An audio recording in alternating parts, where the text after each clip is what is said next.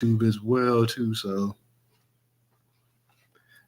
yeah, it's titled Donald Trump indicted by Manhattan grand jury. Donald Trump has been indicted by a Manhattan grand jury, according to multiple sources familiar with the matter.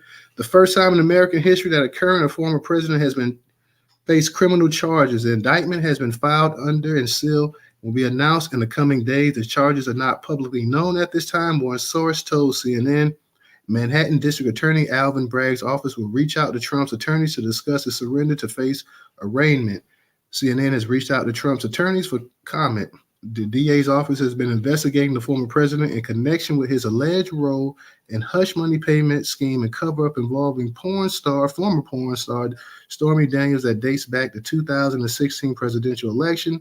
The decision is sure to send shockwaves across the country, pushing the American political system, which has never seen one of its ex-leaders confronted with criminal charges, let alone while running again for president, into uncharted waters. The legal action against Trump jolts the 2024 presidential campaign into a new phase where the former president has vowed to keep running in the face of criminal charges. Trump has frequently called the various investigations surrounding him a witch hunt, attempting to sway public opinion on them by casting himself as a victim of what he's called our political pros led by Democratic prosecutors. As the indictment reportedly neared, Trump urged his supporters to protest his arrest, echoing his calls to action following the 2020 election as he tried to overturn his loss to President Joe Biden. Trump has long avoided legal consequences in his personal, professional, and political lives.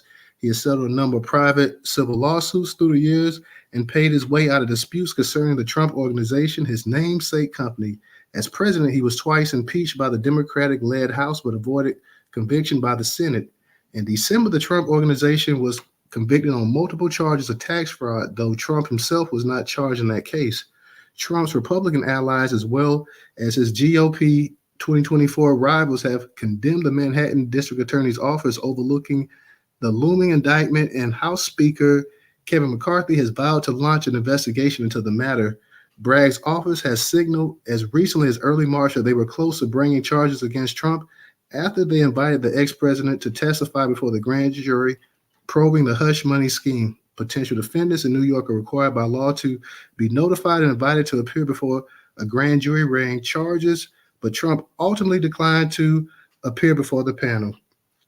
The long-running investigation first began under Bragg's predecessor, Cy Vance, when Trump was in office. It relates to a $130,000 payment made by Trump's then personal attorney, Michael Cohen, to Daniels in late October 2016, days before the 2016 presidential election to silence her from going public about an alleged affair with Trump a decade early. Trump has denied the affair. At the issue in the investigation is the payment made to Daniels and the Trump Organization's reimbursement to Cohen. According to court filings and Cohen's own federal prosecution, Trump Organization executive authorized payments to him totaling $420,000 to cover his original $130,000 payment and tax liabilities and reward him with a bonus. The Trump Organization noted the reimbursement as a legal expense in its internal books. Trump has denied knowledge of the payment. So yeah, we just had to go ahead and touch up on that real quick, y'all. So anybody wants to say anything about that? Like I said, we're covering the California Task Force reparations tonight. We're going to be talking about peoplehood. Of course, we got to talk about Donald Trump, Mr. Engaging. Go ahead and unmute your mic. Hey, what's up, good brother? First things first, I look at it as that the elephant is just wounded. And what I mean is that I think this is something that's going to stun maybe Donald Trump a little bit, but I still think he's going to keep on pressing forward. And I don't think it's not enough for what's that guy in Florida, Ron DeSantis, to capitalize on it. I don't think he knows what to do to capitalize on it. And if he does, he'll look like a Democrat sympathizer. You know what I mean? Not to get into that right and left politics, but that's how I like from like an outsider looking in, because I stay on Negro politics, not just other stuff that they talk about. So that's what I look at when it comes to Trump. Absolutely. Like I said, we're going to see how this thing plays out, because I feel like the more damaging indictment would have been the actual, like I said, in my personal opinion, would have been the actual January 6th insurrection. That's what really has Trump and a lot of people sweating bullets right there. So I think you may have played your hand a little bit too early with this right here. I know they want to try to get Trump as much as possible, and I believe that they're still trying to go forward with those charges as well too. So, he's not out of the actual he's not out of the fire yet. So he still has to go ahead and face this right here. Of course, what was that, last week or the week before, y'all? We had a space talking about the actual possible indictment of Donald Trump. So I didn't think that they were actually going to indict him. So, I stand corrected. But is this just a political theater right here? I think to a certain degree it is. I know they really want to nail him as much as possible, but like I said, I think the more damaging thing would actually be to go after the actual insurrection that took place. For all our people that missed us yesterday, we were also talking about, and I want to talk about the California Reparation Task Force. I listened to some of that today, quite a bit of it. Any of our people that listen to it too, we also want to get your opinion on exactly what you thought. Yesterday in the space, we made mention of the article from TMZ. It was about the Black Californians, and economists said that they're owed over $800 billion in reparations. I'm gonna read that real quick for anybody that wasn't in the space, just to get you caught up. It says Black Californians owed over $800 billion in reparations. This was from TMZ. Black Californians are owed upward of $800 billion due to the decades of discrimination and racist practices that set generations back. So experts say in the form of suggestion, Governor Gavin Newsom spearheaded efforts starting in 2020 to determine what African Americans in the Golden State might stand to receive if Cali decides to pay out reparations, and this astronomical number is what a group of economists is spitting out. There's a whole task force dedicated to this issue, consisting of state lawmakers focused on 5 key areas: the taking of property by the government, the valuation of Black-owned businesses, housing discrimination, mass incarceration, over-policing, and general health.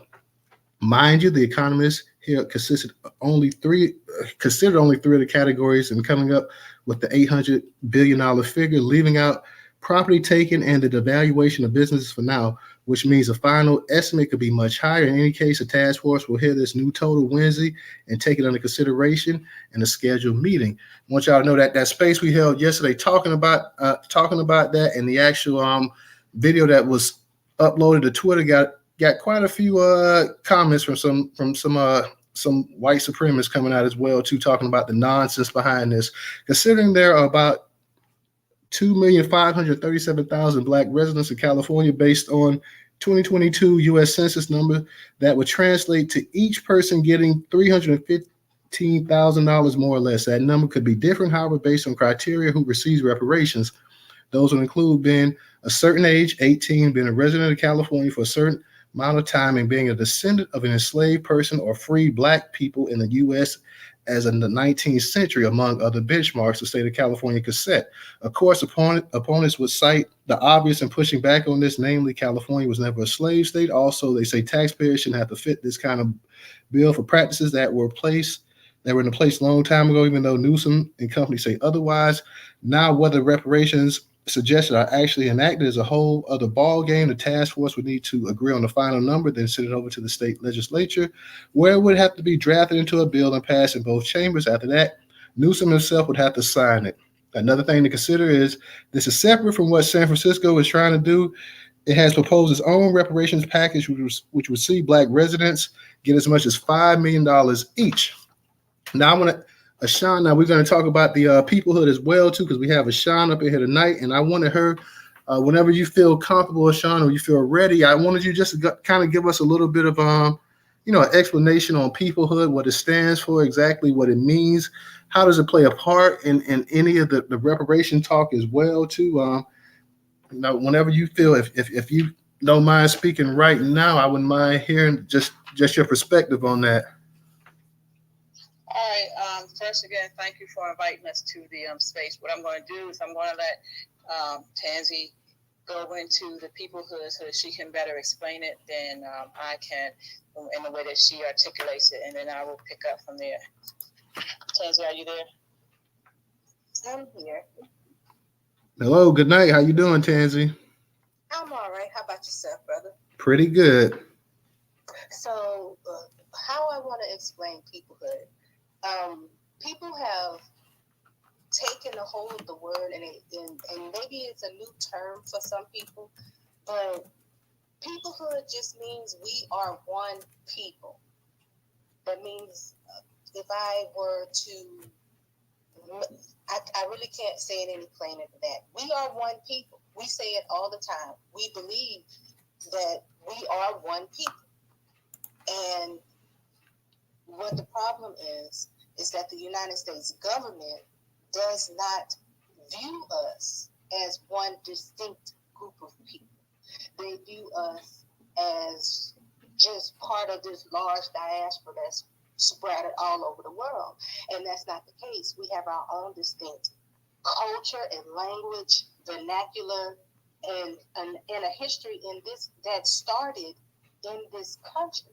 So yeah, we are one people. We are one people, and we have multiple identifiers. We have groups that identify differently. And so peoplehood is not a classification or anything big and grandiose. It just means that we are one distinct people. And we already look at each other like that. We call each other, we black people. We are Black Americans. So I don't want people to think that peoplehood is like a new classification or anything like that. We are one distinct people. And you can't force people that come from different countries that you respect as a distinct people. You know, Nigerians, Jamaicans, they get respected as a distinct people with a distinct culture. So the United States can't continue to disrespect those people within the diaspora, nor disrespect us by forcing them to identify on paper as us. It's just not right. And additionally, it goes against the second rule that they set for themselves as a guiding principle to respect the individual. So when we say peoplehood, that's exactly what we mean. We mean that we are distinct people. We have a distinct culture and a distinct history from a distinct country. So you can't just come and shove somebody else into that and be like, yeah, they you too. But we don't get a chance to go and get shoved into their cultures. So Tangie, when you get a chance, I need you to pull up and read the definition of peoplehood. Explain to everyone when we've heard these talking points about we're trying to reclass our entire group. Explain to them what ethnogenesis is and how it pertains to us and how it occurred here on this soil, so that everyone can clearly understand that this is not an LGBTQ thing. I will address those, but I want you to go in and make sure it's clear what peoplehood meant and what the intent of the work group was when we put it together. Okay, you got that? Okay. All right. So the concept of the definition of peoplehood means the knowledge of knowing that you belong to a particular group. So in knowing that, if you do a deep dive into it, talk about ethnogenesis, and ethnogenesis is the concept of when a group of people come from wherever because of some sort of a catastrophe, a natural disaster, or whatever it may be, and they have to relocate. And they may come from all over the place, but they relocate in one place, and then they form like a culture. That's considered an ethnogenesis, and that's what happened to us when the slave trade was conducted.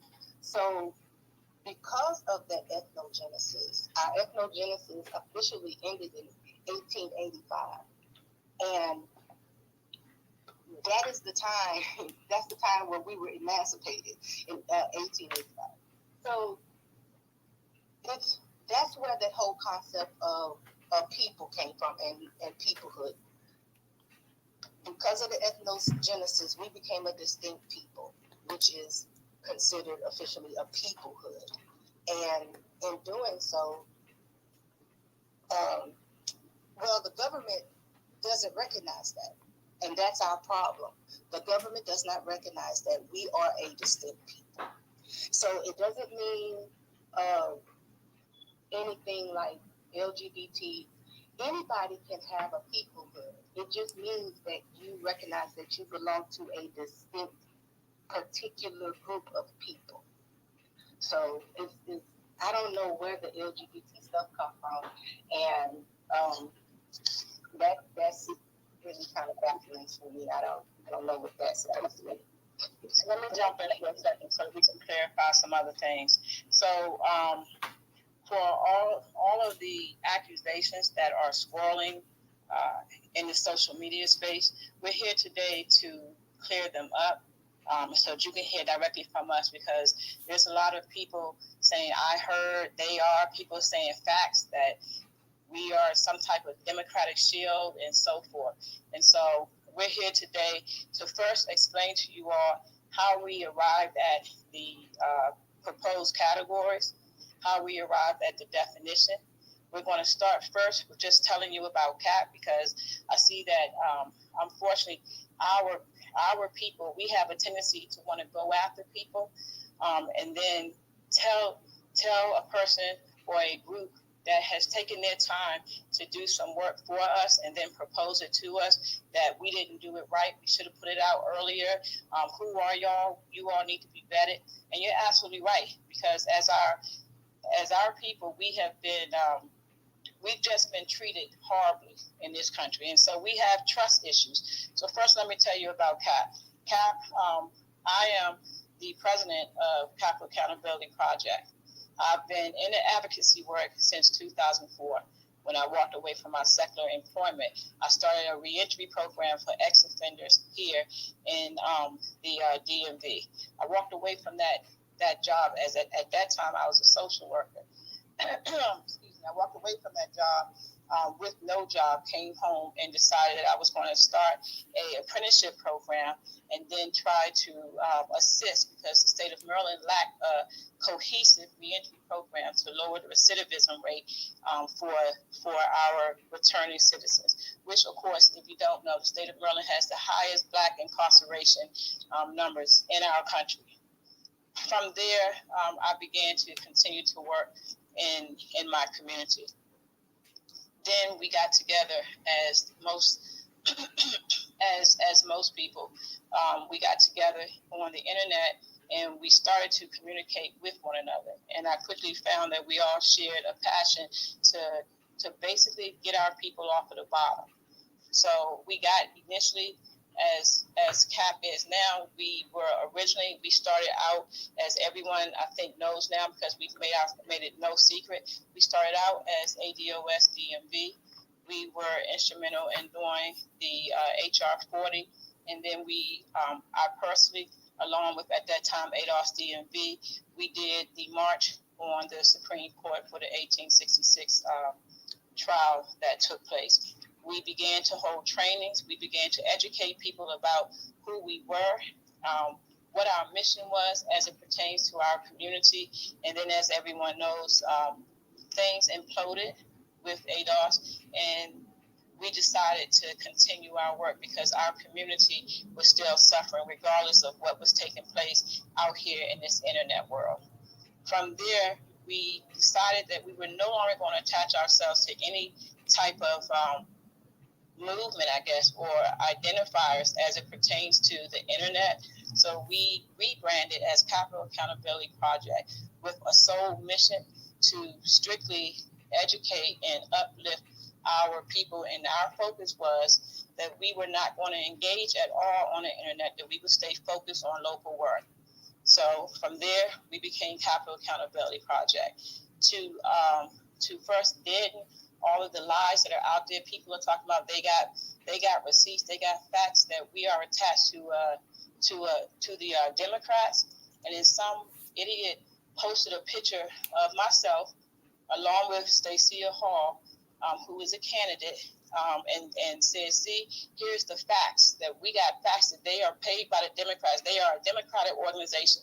What that idiot didn't know, if he had did his homework properly, Stacia Hall was the first mayoral Black candidate in the United States running for the mayoral seat of D.C., and she is a GOP. She is a Republican. We are not Democratic. We are not Republican. We are Black American, American freedmen, foundational Black American, and so forth. That's what we are. We have never, people talking about, oh, well, how come you all got this message out? So how did it get viral? You all had to have funding. And then they attached us to NAASD and some group that NAASD was promoting or what have you. We have nothing to do with NAASD. We have nothing to do with the picture on somebody's post with Friday Jones saying hashtag peoplehood, and she was giving some credit to some organization that was months before we came out with this program. We have not received $1 from anyone. I personally, when people talk about they got receipts about our money that we supposedly received, I got the receipts to show you I paid for that video through my own pocket. CAP has never received a dime from any organization at all. We are solely funded on our advisory board. We keep our organization funded with our humble dollars for all the work that we do. The reason why people cannot drag CAP, although they are doing their best to, but you can't. You know why? Because CAP doesn't play out here in this social media space. CAP stays down to the ground. We are in our legislators' ears. We are, when people talk about doing some work, we showed up at our 2 reparations hearing here, and then we made an alliance with Harriet Tubman's family here, because we have a Harriet Tubman Recovery Act that is now being worked on, right? We have done many pieces of legislation, but we never advertise it. You know why? Because we're trying to really get that job done for our people. So I wanted to dig in first about CAP and who are these people. We are you, and you are us, and we stand on that. People say that we're trying to push a freedman agenda. We're not pushing any agenda. We are pushing unity for our community, period. We're not out here asking nobody for $1, a dime, or a nickel. People said to us, how come you didn't come out earlier? Well, if you sat back and you did all of the data collection that we did, and then if you were smart enough to know that you would need to listen to the OMB town halls so that you could hear what the live testimony was, and then so that you could read the 7,000 plus comments, then you wouldn't be asking me, how come we didn't come out earlier? We had to collect the data so that when we did come out, so that we could present this to our community, that we would be able to say, we have done the work for you all. People are saying, well, who asked you to do the work? You don't have to ask me, because I have a right to fight for myself and fight for my community. I don't need your approval. Understand that. We weren't asking permission to do the work for our community. What we saw was chaos in our community. And what we presented was peace and was unity. People are screaming, saying, oh, well, you all stole it from me. No one stole anything from anyone. Our definition is totally different than anyone else's. And I will say again, on the first day of the town hall meeting, you heard somebody read our definition. She said Black American, and she read the entire definition, and then she said Sub-Saharan and Caribbean. No one else had presented anything prior to that. She was the first one who read it. You can go to the 314 one, and you can go to the second half of that, and you will hear her read it. And prior to her reading that, no one else had read anything. Now people are saying, well, how come you are not advocating for the Negro? We advocate for the Negro in ways you don't understand. We have written, we have called, we have done petitions, we even presented, and everyone knows that the OMB had open presentations. We presented with that same thing. We continue to advocate for each and every one of our identifiers, because we are stronger as a collective. We are weaker if we stay divided. So I wanted to dig some of the things that were out there. I've even had to say to people, defamation of character is real. So when you're out here putting your mouth on it and you're saying, I got facts, I got receipts, and then you post bogus stuff, understand we are an organization. And understand, if you're going to drag the very people who are trying to help you or help us as a group, then we will have to protect ourselves, because after this campaign ends, we're going back out into our community. We will be still meeting with our elected officials. And this is why CAP never comes out in the public, because we don't want the doors shut of progress. All we were trying to do when it came to peoplehood, we thought because we are one group that people would understand. The Black American people, we have always repped our own hoods. So we put together peoplehood, never thinking that our own people would then throw us away and tell us that we are LGBTQ. We are not an LGBTQ group, never have been, never received $1 from them. We don't know anybody in any BLM. If they got that check for us, please send it to us, because we ain't seen nothing. We don't have nothing. All we had was sincere hearts to try to move our people forward on an equal ground, because we've been studying what other organizations and what other ethnic groups are doing. And we decided, we reached out to people within this community, and we asked them to please join us and help us craft something that we could present to our community as a basis of saying, let's stop stabbing one another. Let's come together, because everybody else is going to collect our check, and everybody else is going to define us while we sit here and we continue to fight. And even though everyone is fighting on this internet, please know that out there in the real world, the people are taking to this very, very well. They respect it. So all the vitriol that's going on here, that's not happening out in the real world.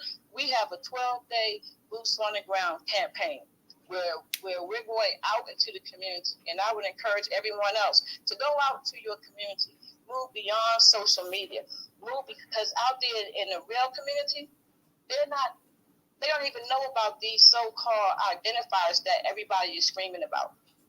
All they know is, how do we come together to beat the rest of these people who are beating us down? That's all that they know. So we're not here to defend ourselves. We're here openly to say, if you have legitimate questions, we're here to answer them, because our goal is to calm our community. That's all that we were trying to do. And unfortunately, the very community you are a part of, the very people that you are a part of, again, you were dragged. They tried to drag your organization. They tried to attach you to things that were never true, and then they call it facts. People are calling in saying facts. I got proof. Someone put up in this jumbotron any facts that you have of CAP that's not already on our CAP website. The only thing I will say that we may have missed out on, because we are just everyday people like everyone else, we didn't anticipate rolling this out so quickly. But after the OMB session, there was a Twitter room that we were holding, that I think Dawn Page was holding. And we asked everybody to come off of Twitter and go into a Discord. And then we released it, not because we had planned it, but because our people were calling for it, because they had just watched Grace Mean and what this Office of New Americas were, and people were really downhearted. And so behind the scenes, we were chatting with each other, and we said, should we share it now? And we said, go ahead. So we shared it. And so from that point forward, we've been trying to catch up to make sure that we got the information out. And then we had to then update our website so that it would be reflective of it, so that people would understand, if they went there, they could read what our intention was as it pertains to peoplehood. But there is nothing that anyone here is going to be able to find on CAP or on me personally or on our work group that we have not stood on. And that simply is unity for our community, so that we can move forward. And that's all I have to say for right now. Okay, thank you. So sound like somebody was trying to say something. Somebody trying to say something? Yeah, I know Mr. Engagement was up here. He had his hand raised, so I don't know if he dropped down or not. But thank you, Ashawn. Thank you guys for coming in and just explaining exactly what it means. If anybody wants to come up and and ask any questions about that. Also, like I said, we are going to speak about the California reparations. We are talking about Donald Trump. We are talking about peoplehood as well too. So we want to definitely get the conversation rolling, Mr. Engaging. I know you was up here a second ago. I don't know if you had to drop now because you had to do something, but if you want to come back up here, just go ahead and request to come back up here. I'll go ahead and let you speak. Let me see somebody's requesting. Let's see real quick. So yeah, if you guys want to speak, just go ahead and request. Put your hand up, request a microphone. We'll go ahead and let you come on up here and say what you got to say as well too. So Sean, go ahead and unmute your mic. All right, thanks for letting me speak. Hey, I've been hearing all the slander and saying it. I didn't know you were ahead of that. I'm glad I got to hear the other side of the story so I can make an intelligent decision instead of going off emotion. Been on this Twitter Spaces for over a year. I've noticed a lot of our people, or how do I say this nicely, they went past healthy skepticism. It's not even healthy anymore. It's borderline delusion. A lot of them just exhibit that. And I've seen people just outright lie to make sure to prove the point to try to be right.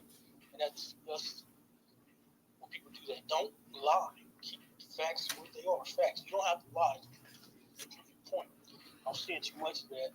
And it's looking like that's going on now. I'm going to dig into it a little bit deeper. I can't make heads or tails of it. I used to try to stay out of these type of conversations because I get frustrated. I just like the people to go on facts. When you start lying and you just continue lying and nobody calls you out on it, that's when I have a problem. But thank you for clearing that up. I'm going to do my own digging.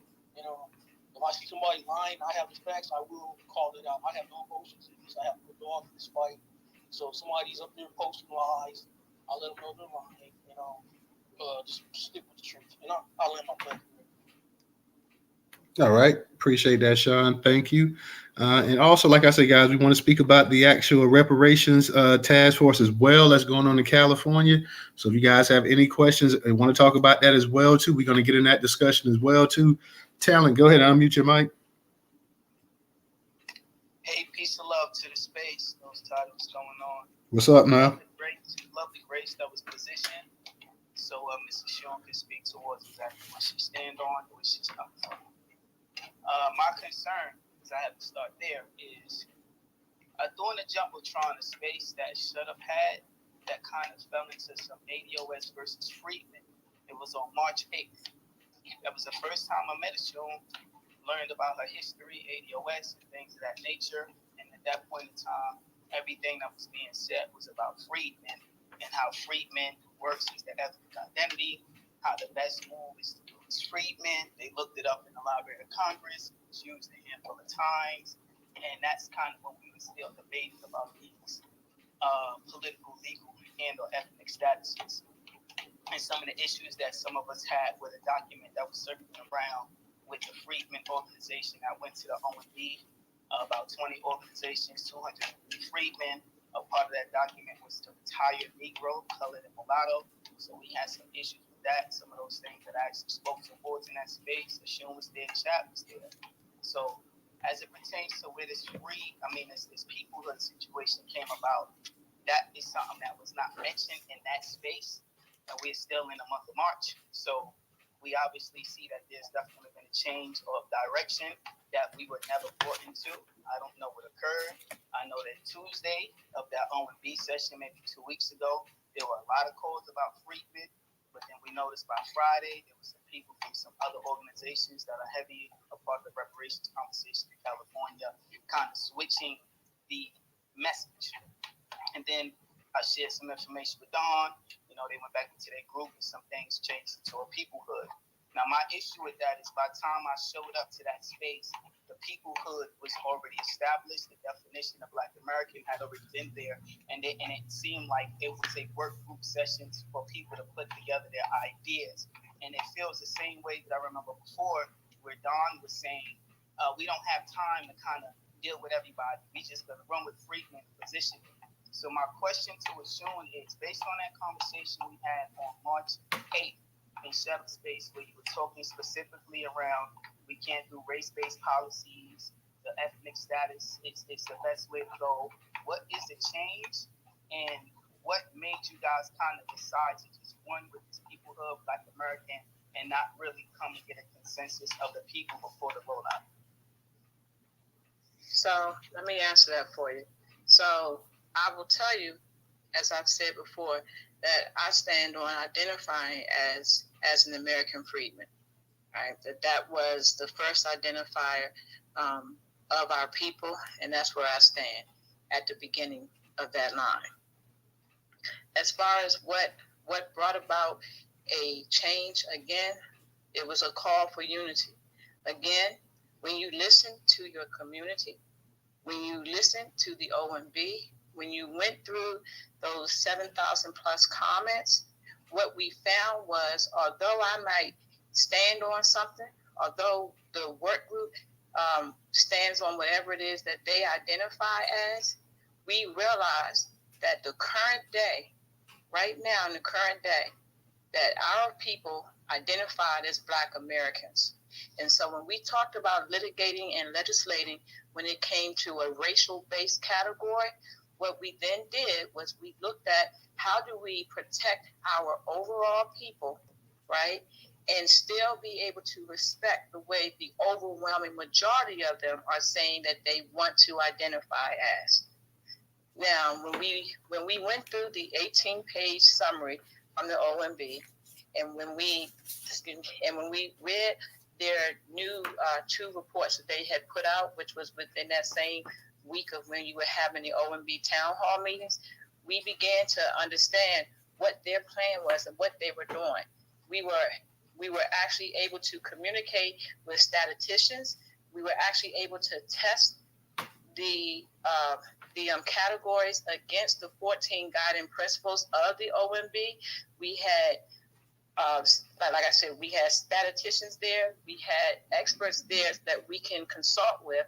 And then we said, okay, look, let's lay down even how we personally want to identify, because it's not going to be in the best interest of our people if we try to convince people like all of us were at one time. No, you have to roll up under this. No, you have to roll up under that. So we wanted to make sure that when we came forth, that we were able to say we did the work, and this is what the overwhelming population of Black Americans are saying they identify with. Now understand, people have, if you're from the silencer generation, you have colored on your birth certificate. If you're from the baby boomer generation, you may have Negro on yours. If you're a Gen Xer, you're going to have Black. And if you're a late millennial or Gen Z, you're going to have Black American. And with that, the people who have color may still, some of those older people still say that they are colored people. And some people still say they are Negro. And we understand about the attachment of the legislation when it comes to each one of our identifiers. But still, in current day time, right now in 2023, the overwhelming masses of the people who we surveyed, and if you listen to the town halls and if you go through the comments, you will find that the overwhelming masses of our people right now identify as Black Americans. So with that, we laid down our own personal feelings and we headed the category as Black Americans. And then we put all of our legal identifiers first.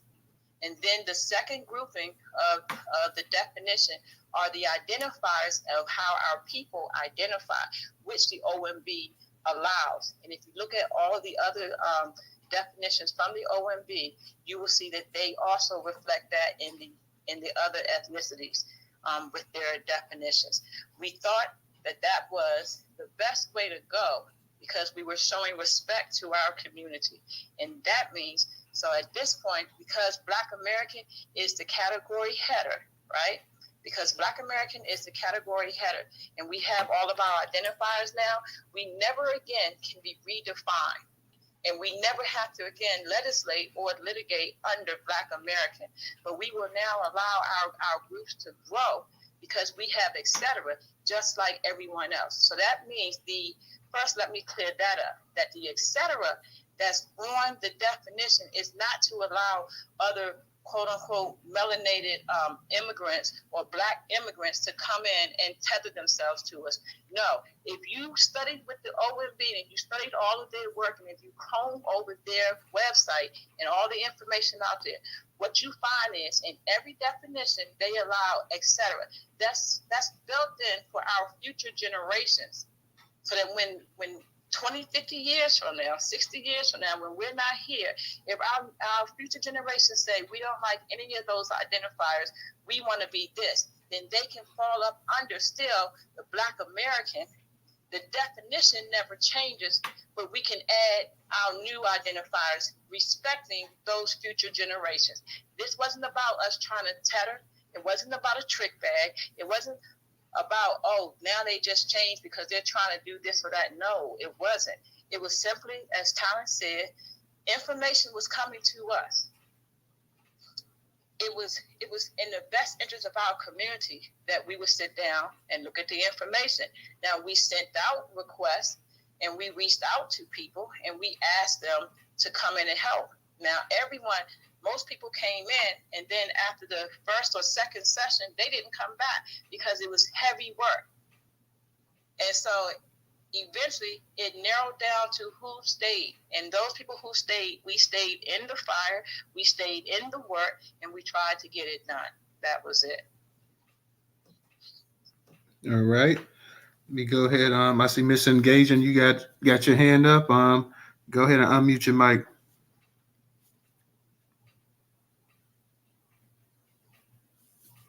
Yeah, you there, Mr. Engaging?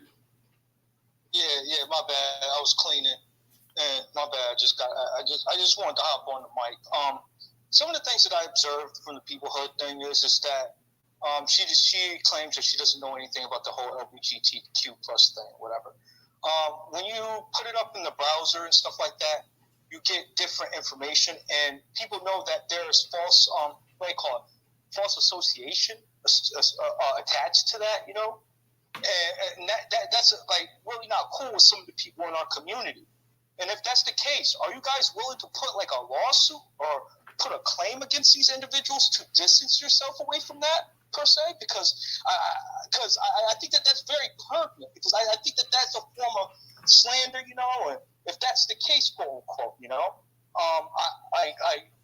so like that's the angle that I was going to ask about. The other thing that I was kind of concerned about was just the erasure of the word Negro.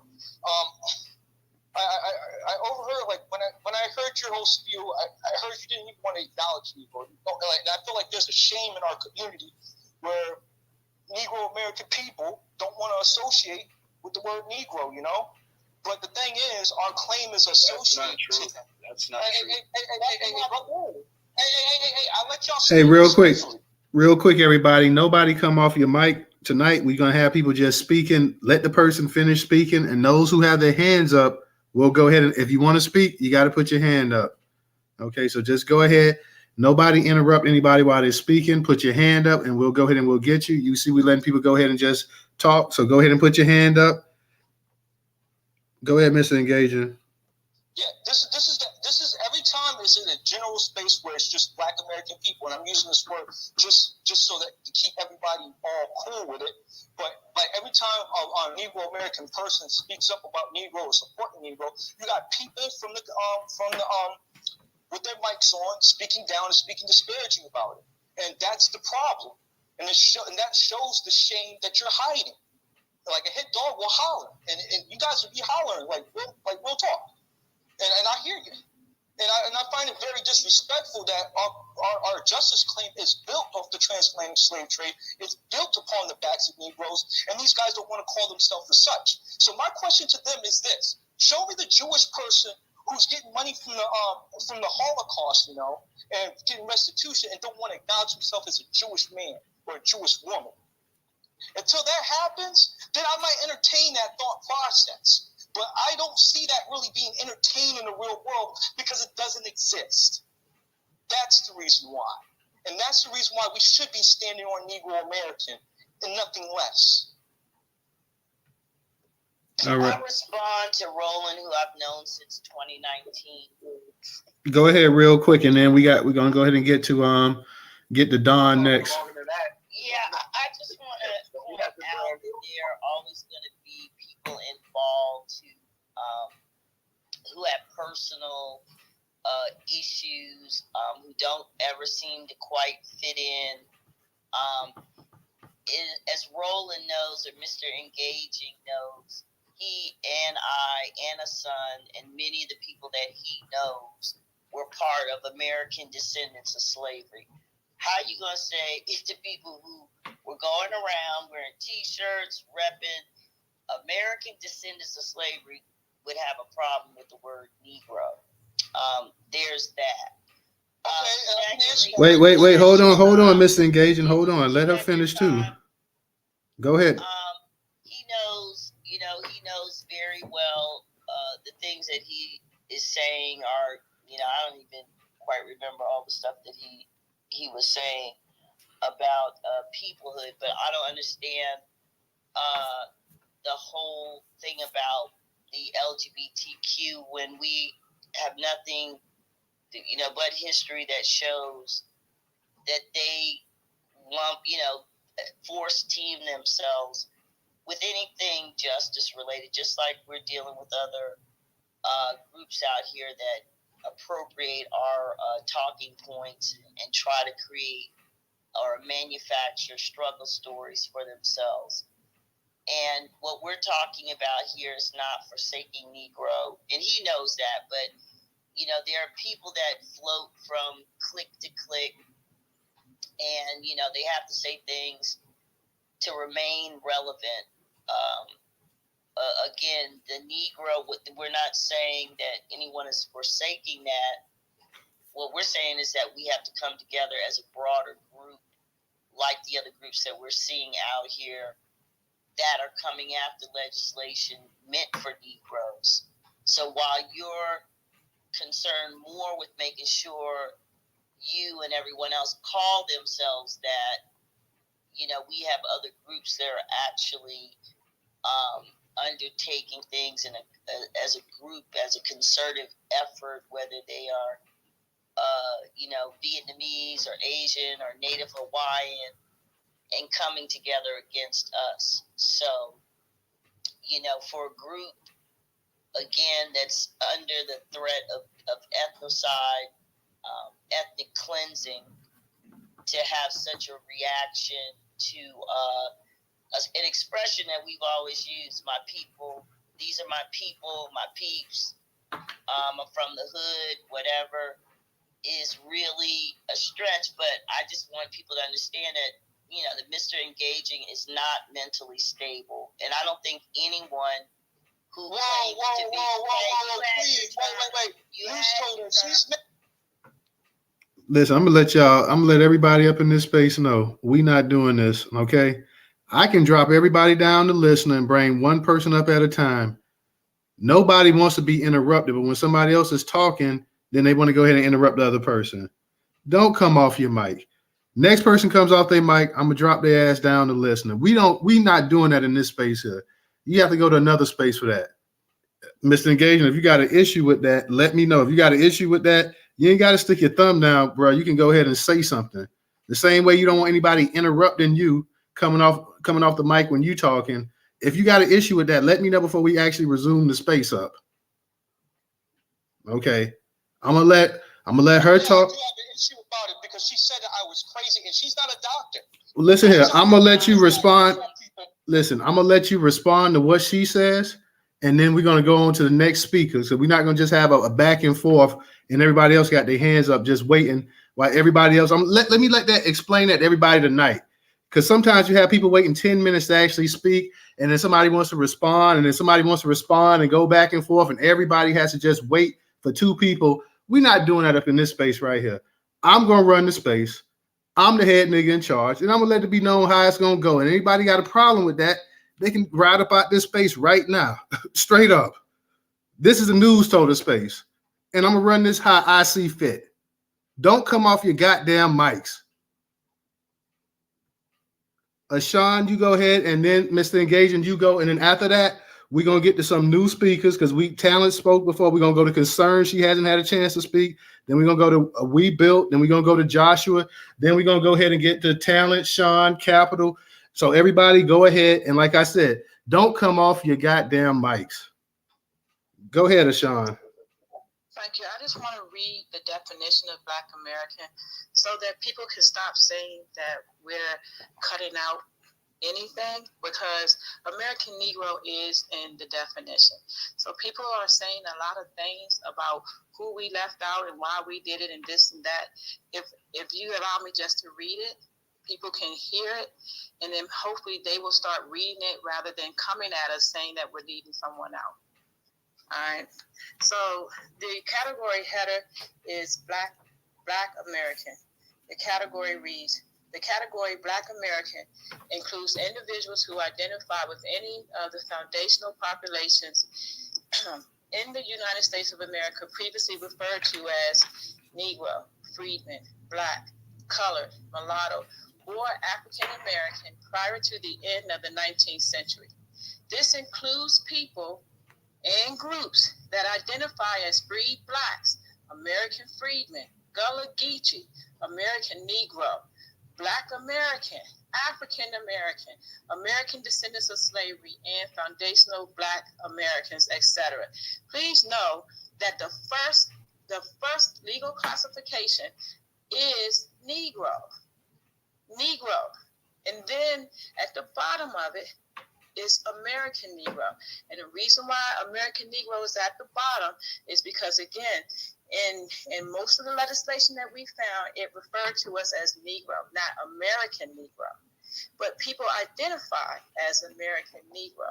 So I wanted to explain also that in this definition that I just read, the first group, which is Negro, Freedman, Black, Colored, Mulatto, or African American, are the legal identifiers that the United States has placed upon us at some point in time within our existence here.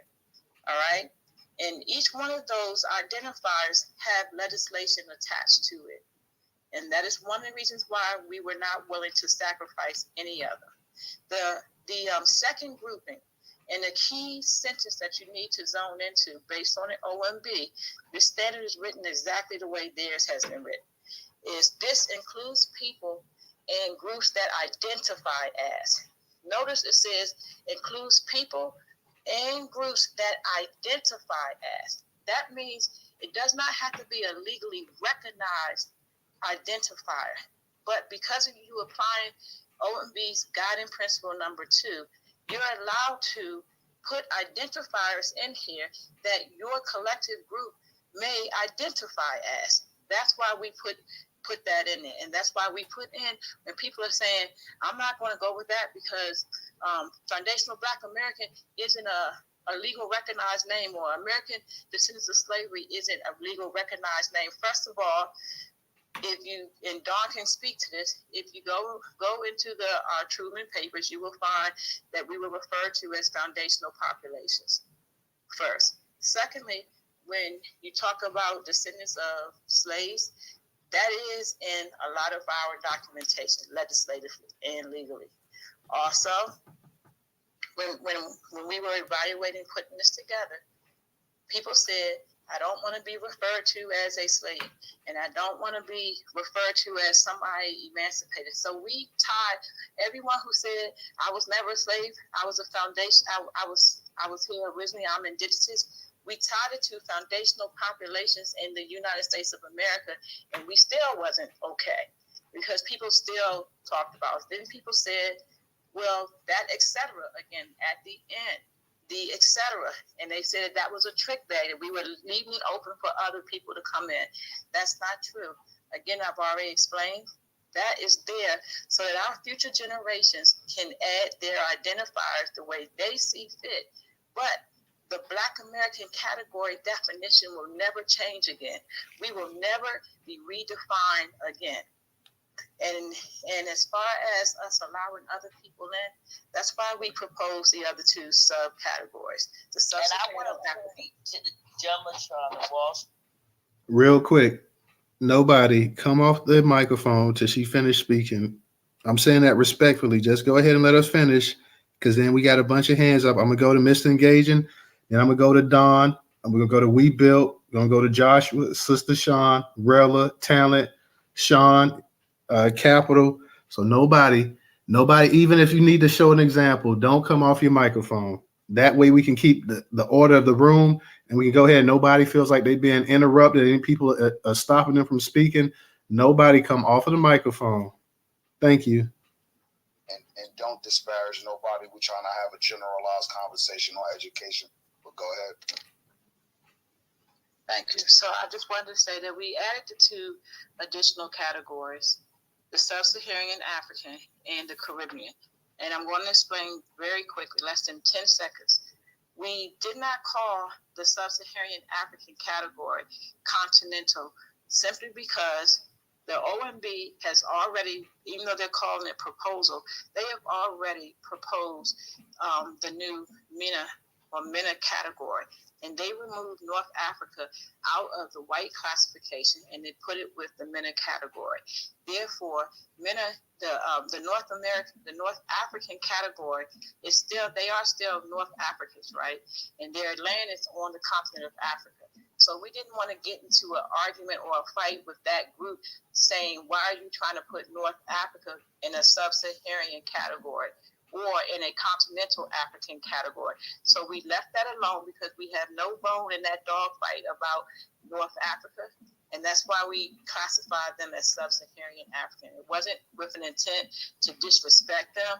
We researched it. We identified based on the research what countries that are in Africa were classified as sub-Saharan, and it fell right in line with what the OMB currently defines us as Black racial groups of Africa. They were all the sub-Saharan ones. That's why we named it Sub-Saharan African. But that's it for me. I'll be quiet for your hands now. Thank you for giving me the mic. All right, Mr. Engaging, go ahead, and then Don, you going after Mr. Engaging. Go ahead, Mr. Engaging. No, let Dawn go because she already ran her mouth, and I want to hear what she has to say, and I definitely want to clean up after. I'm not going to give nobody ammunition. All right, Don, go ahead and unmute your mic. It'll be quick. I wanted to point up to Jumbotron to a Wall Street article that was printed today that uses the terms that Hassan just mentioned, Sub-Saharan and Caribbean, and I think that's an excellent sign.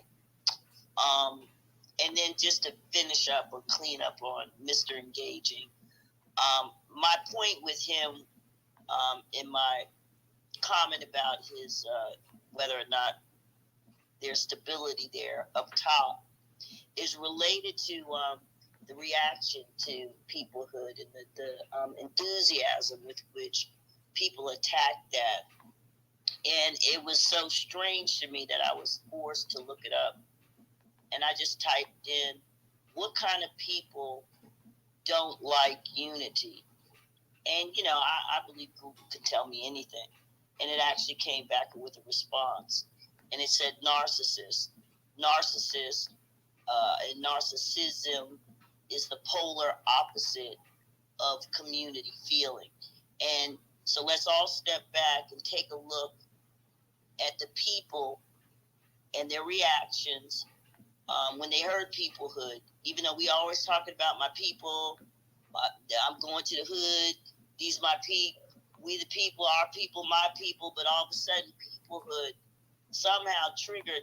And like I said, I was so discouraged and disheartened that I had to try to make sense of it, that there had to be some sort of clinical explanation for the self-destructive reaction in the face of Latinos, AAPI, at the OMB, and how disparate we were with all of our strong points about each of the banners we were repping and how weak we were comparatively speaking, and how the OMB basically communicated through their body language that they thought this was a hot mess and we were going to end up with nothing. I want to point out that MENA has been working on this for 10 years. They started with Arab and some other name.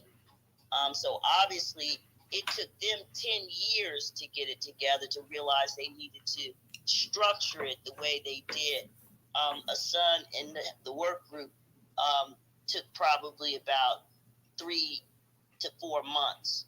So ultimately, to be against peoplehood for a group experiencing genocide that is so traumatized by its government renaming it that it has literally fetishized different eras of our time, Negro, freedmen, descendant of slave, into cults that could not competently go and argue as one group for all of us. The descendants of slaves can't argue for the Black Americans because they said so. And the American Negro cannot advocate for me because I'm an American freedman. That's been said, not by me, but you get my point.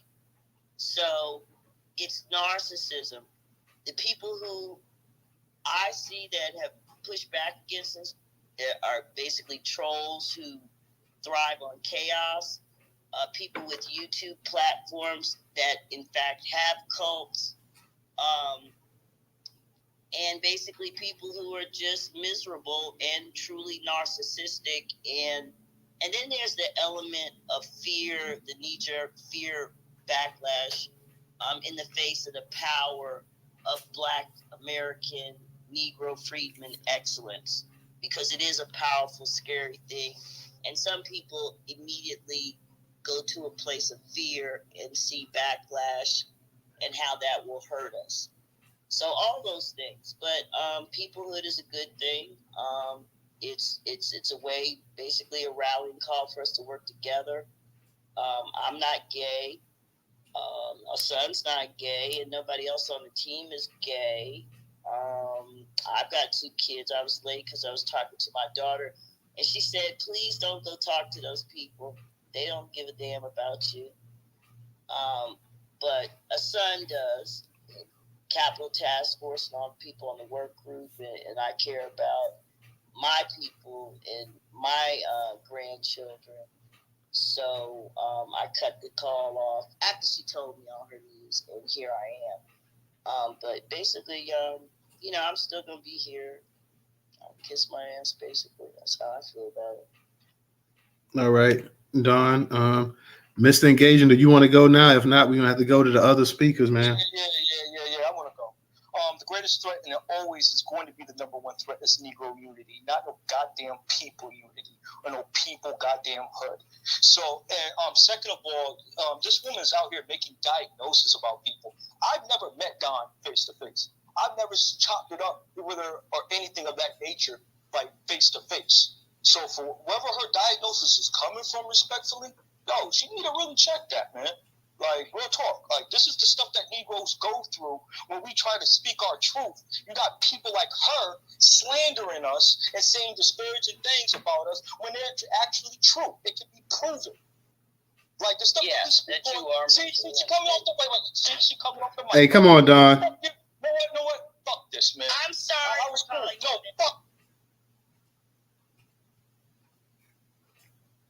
Don, I asked y'all not to come off the microphone. It's not even I'm sorry when it's been told that before, and people still coming off the microphone. So I see a couple of y'all disconnected, and that's probably for the best thing, because people pretty much tend to do what they want to do up in these spaces, even after being told not to do something. Let's go to We Built. You up here, We Built? Go ahead and unmute your mic. Hey, how's everybody doing? I'm part of the work group. I'm also part of Capital Accountability. And for 100% from my heart, we definitely not no LGBT group. The one thing that I have for the naysayers, you're not going to stop our resolve. We're going to keep on loving our people. We're going to keep on doing what we do, because that's what we do, period. But one thing I do want to ask, when my sister, Sean, is reading the definitions to all the categories, who have we left out? Answer that. If FBA don't want to be called Negro, if American freedmen don't want to be called Negro, if American freedmen don't want to be called American descendants of slaves, who did we leave out? What's what didn't we cover? I mean, my chair, Ashan, and my co-chair, Tansy, working hours and hours upon hours. I mean, we're reading the OMB. Because we could go at each other all day and all night, but the OMB don't give a fuck. But they are the ones that make the decision. So how are we going to fit a win into their decision? Is it for being apart? No unity? So I'm asking you guys, seriously, who did we leave out? I mean, our proposal could have been airtight. I mean, I'm on my way to work now. I mean, we're regular people thinking of our sons and daughters. I mean, the next census OMB comes out 27 years from now. Who's going to be around? 27 years from now trying to do the same thing. We're in survival mode, and I'm sure you guys know that. So if we don't concentrate on the OMB, how are we going to delineate for our reparations cause? Seriously, who did we leave out? She's reading you the definitions, been reading you guys the definitions. People's calling us jokes. People's calling us gay and all this other crazy stuff. But no one has showed a proposal to us to bring unity to us. Bring your proposal. Let us see it. And if it's worth it, we're gonna back you 100%. So what? Ask me who? I mean, if we all go by different identifiers, and we put it under one umbrella, Black American, any litigation, if we win this, any litigation, if I want to litigate under FBA, if I want to litigate under American Freedmen, and they tell me, well, you can't litigate under American Freedmen. So FBA go and litigate it, and they win. That means we all get it. Do y'all understand that? Do you understand that? So I'll land there. I got to go to work. I'm going to get to work. If it's still up, I'll be back. All right. Appreciate that. I'm going to drop you down to listener so we can bring up another speaker as well. So I appreciate that. Thank you. Hold on one second, y'all.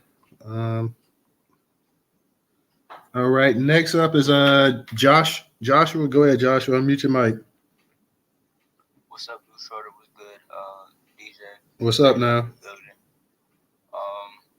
Yeah, I just gotta ask the question I always ask because nobody seemed to answer, but we got a lot of people in this space, so I gotta ask the question. I was born in '96, so I'm a young bull in here. What has calling ourselves Black brought us? What benefit has it brought us? And I'm gonna not answer the question. I'm gonna just say this, right? My name is Joshua. My last name is Harris. Y'all see it. I'm an author. I'm a business person. So you be like, why are you in this space talking about politics? It's pretty simple. Because y'all trying to conflate two things that are separate. Politics and ethnicity or race. Whatever you do after you get to your reparations and everything else that we're trying to do, that's cool beans. But we have to stop conflating stuff just for the sake of your ego and your power struggle and your trip to look important to white people. Because white people's designation has not changed for the last 260 years. Has it? It hasn't changed, but ours has changed 5-7 times. Let's go back to the original. What are you talking about? Oh yeah, we want to go, we call this, we call that. What has it gotten us? The Taino people, the Armenian Turks, those are people who got paper genocided. So all of this stuff that y'all are talking about is moving a goalpost on yourself. I'm 26. Y'all talking about the younger generation. I'm the younger generation. bro, we're not trying to do the same thing over and over and be like, man, because we didn't get where we need to go. Go back to the start and see, yo, where did we F up? That's where we messed up. That's it right there. I heard black majority talking about, oh, yeah, trying to get a black state. Bro, federal, state has to listen to the federal government. We're not trying to get no, I mean, look, if you're trying to do that, respect to you, I'm for it. I support it. But me personally, I can't go against having diplomatic status to have control of the state. I'd rather have that personally. But, Trump, y'all want to talk about Trump and whatnot in this space, so I might stick around for that. But I just wanted to ask that question. Nobody's been able to answer that question for me yet. And I'll land my plane. Thank you. All right, Josh. Rella, I made you a co-host just because we got quite a few speakers. So I know if you got to do something, that's fine. You can just keep the co-host spot and do what you got to do. But I put you in there just to go ahead and free up one of the speaker spots as well too. So matter of fact, Rella, it's actually your go. So go ahead, Rella. No, actually, I'm sorry. It's Sister Sean and then it's you, Rella. Hey, before anybody else, I was just gonna say, Joshua, we spoke about Trump and him being indicted real quick, but if you just want to lay down a talking point real quick on that, give yourself 60 seconds and let somebody else go. Yeah, because we want to, and I want to try to get the conversation, and I know people on the peoplehood, but I want to try to touch up on everything. So if anybody wants to touch up on the Trump and the Cali Reparations Task Force, feel free, you guys. You don't have to just stick on one topic. I know peoplehood has the attention of the room right now, but if you guys want to speak up on Donald Trump being indicted, the first president, past or former president or current president, you want to speak up on what went down on day 2 of the Cali Task Force reparations, feel free, guys, to go ahead and chime in or whatever as well too. But yeah, Joshua, I actually started the space off and I actually read an actual article about Trump being indicted. So like I said, if anybody wants to speak on that, that's cool. That's fine as well too. If you just want to wait until maybe somebody else comes back around on it, that's cool as well too. Right now, peoplehood definitely has the actual space's attention right now. Let me go ahead and say that. And it's a shitload of stuff up here in the Jumbotron, but I was gonna say the actual Newstoter YouTube channel is up there. I don't know where it's at because everybody just been flooding the actual Jumbotron, but up there in the actual Jumbotron somewhere is a Newstoter YouTube channel. We need to try to get some subscriptions up. So I'm gonna go ahead and I'm gonna repost that up in as well, guys. So if you have not joined us on YouTube, make sure you go ahead and follow Newstoter on YouTube. If you're up in this space and you're not following Newstoter on Twitter, make sure that you guys follow us. Newstoter is the largest Black American-owned news media curation platform today in America. Also, you can support us on Cash App. That's $Newstoter, $Newstoter. Let me go ahead and kick it to you, Sister Sean. And DJ, hold it down for me for 1 second. Yeah, for sure on that. After Sister Sean is Rella next then. Okay, thank you, everybody. I'm just going to go in with my new motto. The main thing has got to be the main thing. That's whole hands down with everything we do.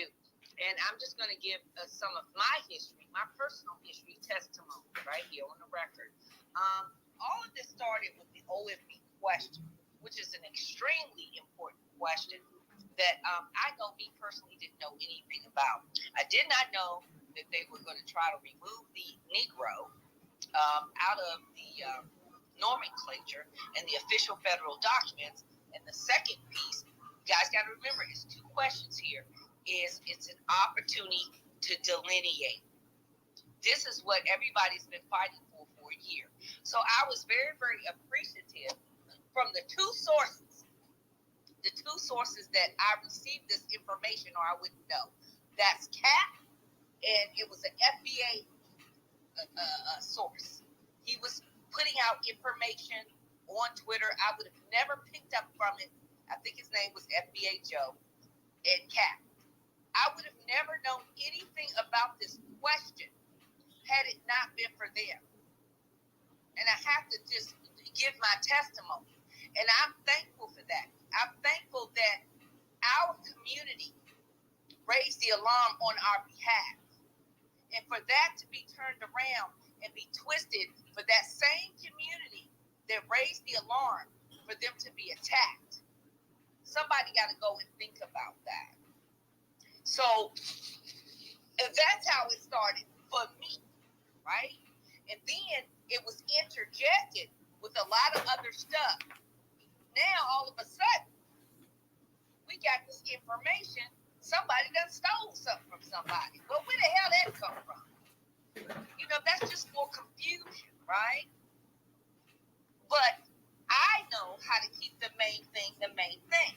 The main thing was to get us understanding on how we needed to weigh in on that very important question, which is a question that's not even posed maybe every 20 years. So that's somebody that's trying to protect you, not hurt you. Now, I was thrown off by the peoplehood thing. So the peoplehood thing kind of came in the midst of all of it. And I understood it. I didn't completely understand it. But now I appreciate people who are trying to come in to make everyone understand, right? So it's not like a hijack. It's not like, oh, I'm trying to do this and that. It's got twisted. Oh, I don't know. These are ops and these are Democratic shills and they funded by the white man and all this kind of stuff. No. That's just not the truth, because I'm a critical thinker, right? And so I am able to kind of cut through different things, and I know how different people have different people's reputations and how they move. So all of that is a farce. And I think what Sister Ashawn said is something that we all have to really think about. We got something called fake facts. That's how I'm gonna coin it. You got people coming up like they got some facts and they done did this and did that and the other. No, we got a whole nother phrase. You up here with some fake facts. Because people are real quick to facts. You better beware. So that's kind of what I want to say, and I think I understand it, but I was very confused, people, with the peoplehood. But we understand it, and it's nothing but the same thing. I actually have been saying the same thing, but I never called it peoplehood. I always gave the example of how during COVID, all the Asian groups, they called themselves AAPI. Under AAPI, they got about 15 different groups. Japanese, Filipinos, Chinese, Native Hawaiians, Pacific Islanders, Koreans. Their ass is, they're shellacking us in government and in politics because they are coming in under one group, AAPI. And they set up there and they have the big adjourned meeting that nobody knows about. Y'all need to get up on that. And they're sitting up here getting money and begging to these groups in Congress that Black people is shaming them. So they're using all of our laws, all of our blood, our plane, everything that was intended for us, they're using it for them. And they're doing it under AAPI. So to me, when I hear the word peoplehood, it's no different. Peoplehood is our FBA, our freedmen, our American Negro, our American Indian, our even ADOS. That's it. It's how you come in as a group and go and fight. You don't understand. We sitting up in here fighting, and they're fighting, and they're getting that damn money. So then we get the newscast and the news flash, how they done got all this money, and then we sit up here and wonder why. So that's how I see it. But like I said, that kind of swung real quick on us, and I'm glad that you are clearing that up. And Cap, it has the ability to clear all that up. I understand it, but it's interjecting it to a space in a climate where people, they don't really understand politics. That's just my take on it. They don't understand how to politically move. You understand how to move on Twitter, but you don't understand how to move politically. And I'll leave right up. because they don't hear me though. That's why. All right. I told everybody I don't know if you was in here, Judge. Don't come off the microphone. I already about to had it with enough people up in here coming off the microphone tonight.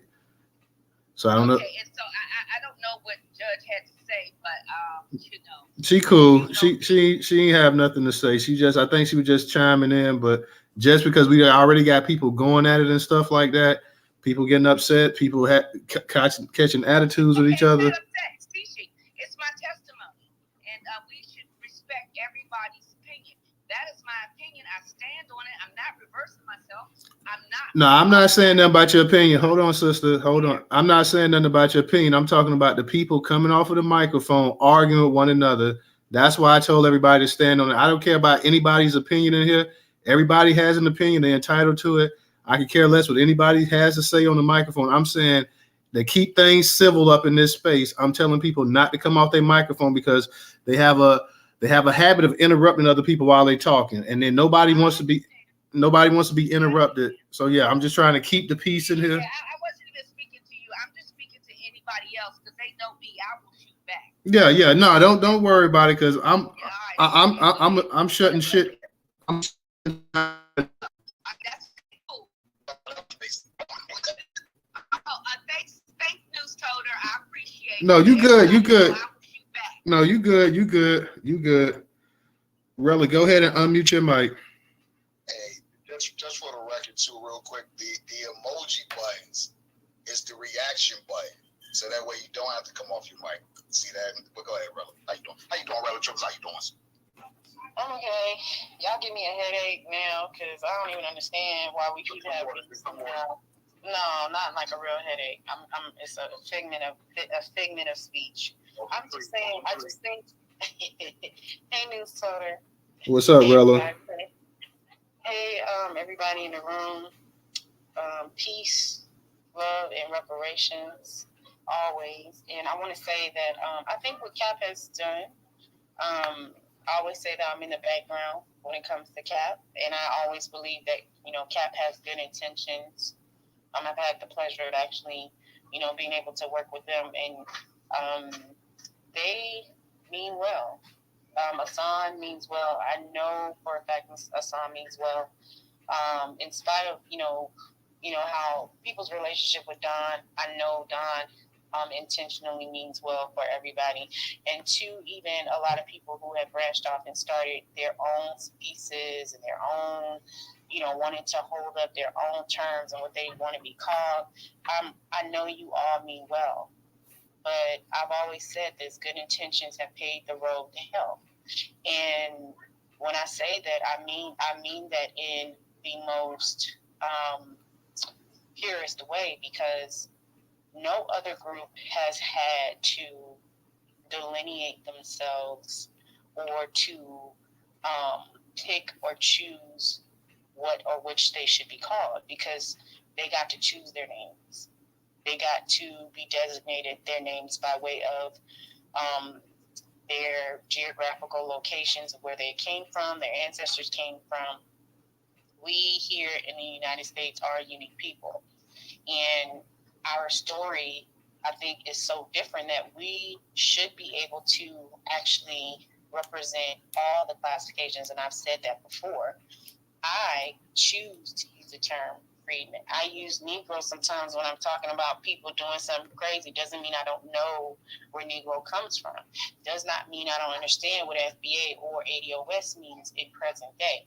But I really think that we do have a peoplehood problem. And I've had a discussion with the son, and I've said this to her before, that if we don't get the information as a collective group on how to move, not just in politics, but as a collective force, we will lose.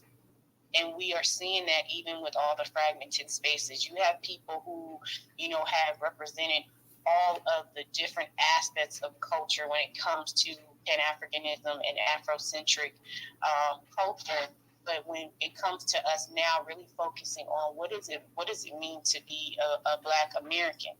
What does it mean to be a Negro American, a mulatto American, to be an American who is a descendant of a people who did not get to choose the names that they were called. They were reclassified over and over. And then just because that those things happen does not mean that we should not embrace and actually make sure we are in control of the narratives and the stories. That includes going into policy, going into legislation. So now that we're having this discussion and people who are running their own per se groups or missions, you're being called to the floor. Now you're being called to the floor because you now have a responsibility to the community, to the people, to us, to yourself and your family, to make sure we get this right. It can't just be about just you and what you deem information to be. That was my issue with BTP. Because in that, you start to run people away with your delivery. You cannot force and try to chase people down the throat because you believe this thing is one thing, but history shows that it's actually a multitude of things. Now, as a functioning adult, free to go about your life the way you want to live it, claim whatever it is you want to claim to call yourselves. But do not throw away our historical records. Because I heard that even during the OMB arguments, where people were like, well, I'm not a slave. Well, of course you're not. Your ancestors were, and then they were emancipated. That is a part of history. So going into a room where all these other people are listening and you're really disemboweling part of our historical record, that should be on the grounds of a no, something you don't do. Just because you're trying to hold up one ideology over the other. And stop trying to compare us to the Jews and all of the other people, because we are not like them. We have a different story, and we need to stand strong in that. They got money because they know how to collectively work together. And to be honest, we do too. We're choosing not to. The things that we're seeing right now that people are participating in and the bullshit that people are participating in and deciding to do, you're choosing to do that. You're taking your willpower and you're deciding that you want to do those things.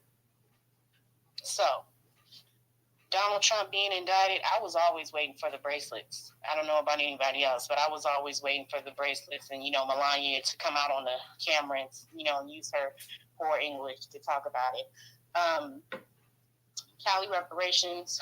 I really don't have a problem with African American. A lot of you heard me say this before. It's part of the historical record. You don't like it. I don't like being called a double nationality.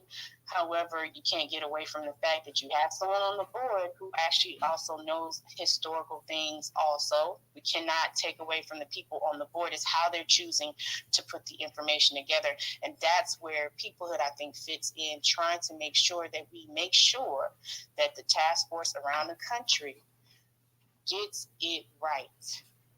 And they do not make it a globalized situation when it comes to state level acts of atonement, so that when we get to the federal level, we do have a one group that everyone can fall under, that we all can actually win from. So hearing African American, I was a little disappointed, but I understand. And I'll leave that there. You can have that as you will.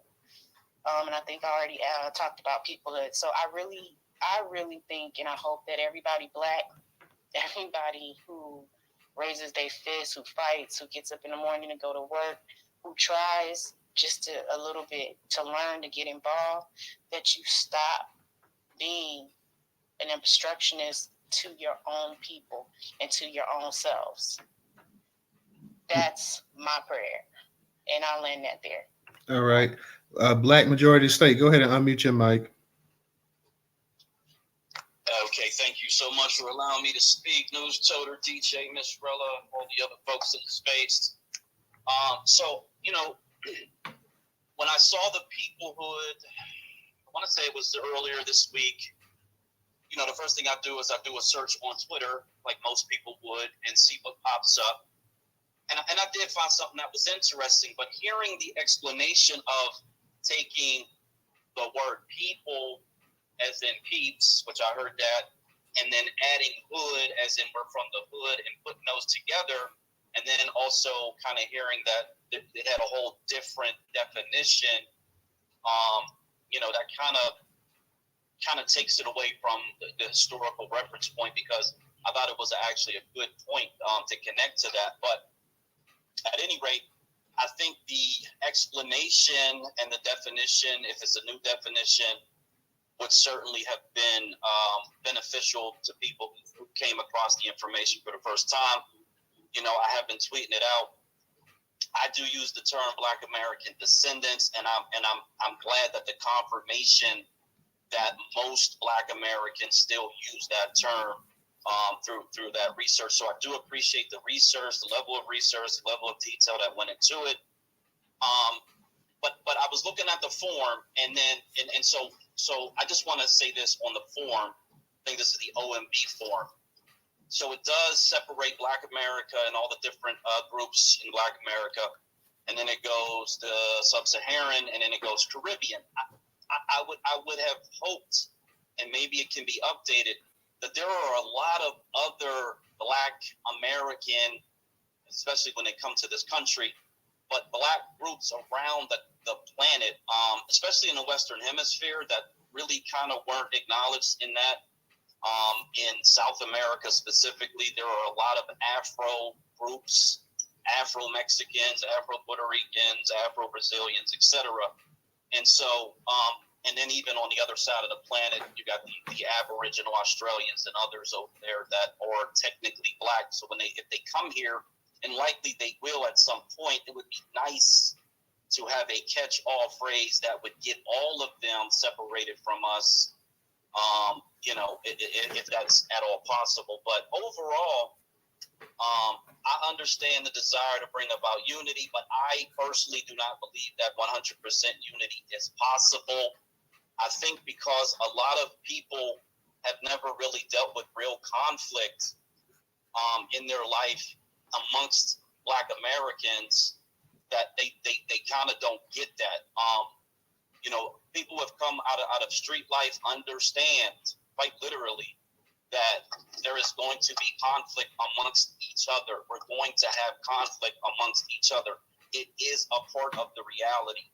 And so I think we all just got to kind of accept that and move along with the people who are willing to move along and move forward with us, and then let everybody else kind of do their own thing. Peacemaker, and this is the last thing I want to say. Peacemaker, I actually put this word in one of my songs, but peacemaker was a term given to the original Colt 45, which was a pistol, a revolver, and essentially saying that we could have peace or we could have peace. So sometimes the peacemaker is the one who gets attacked most. And that's unfortunate, but I salute your efforts. I've been reposting, everything you guys put out. And I've seen all of the attacks, that's unfortunate. But to the California Reparations Task Force, I was extremely disappointed in them unanimously voting for African American as the singular term throughout the entire report. That sets a horrible precedent for the entire country. In my opinion, I would like to retire that word, period, point blank. It is confusing, and it is the reason why these people have been able to come over here and cosplay us. So for me, I would get rid of that word. And I don't know why they chose to use it, especially, and I'm going to connect this dot. You have a member of their task force over in Africa hobnobbing with an immigrant vice presidential woman who's cosplaying us. And there's something inside of me, my gut says that this does not look good for us at all. And I'll just end with that. All right. Appreciate that, Black. Let me go ahead. We're going to get to Brother McCood, and I'm going to get to you, Talent. And then we'll get to Mr. Engaging. We'll get the Judge Sarah, Sean, Capital will get to you, but go ahead, Brother McCool. What's up, family? Toda, DJ, Black Majority State.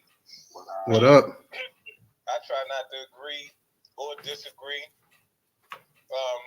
but I have to go with my man Black right here, man. This is what I hear on this space is I hear a lot of confusion. I hear a lot of confused people, and I also hear a lot of people not being laser beam focused with their words. Words mean something. I just heard some people in here talking about politics and something don't go together.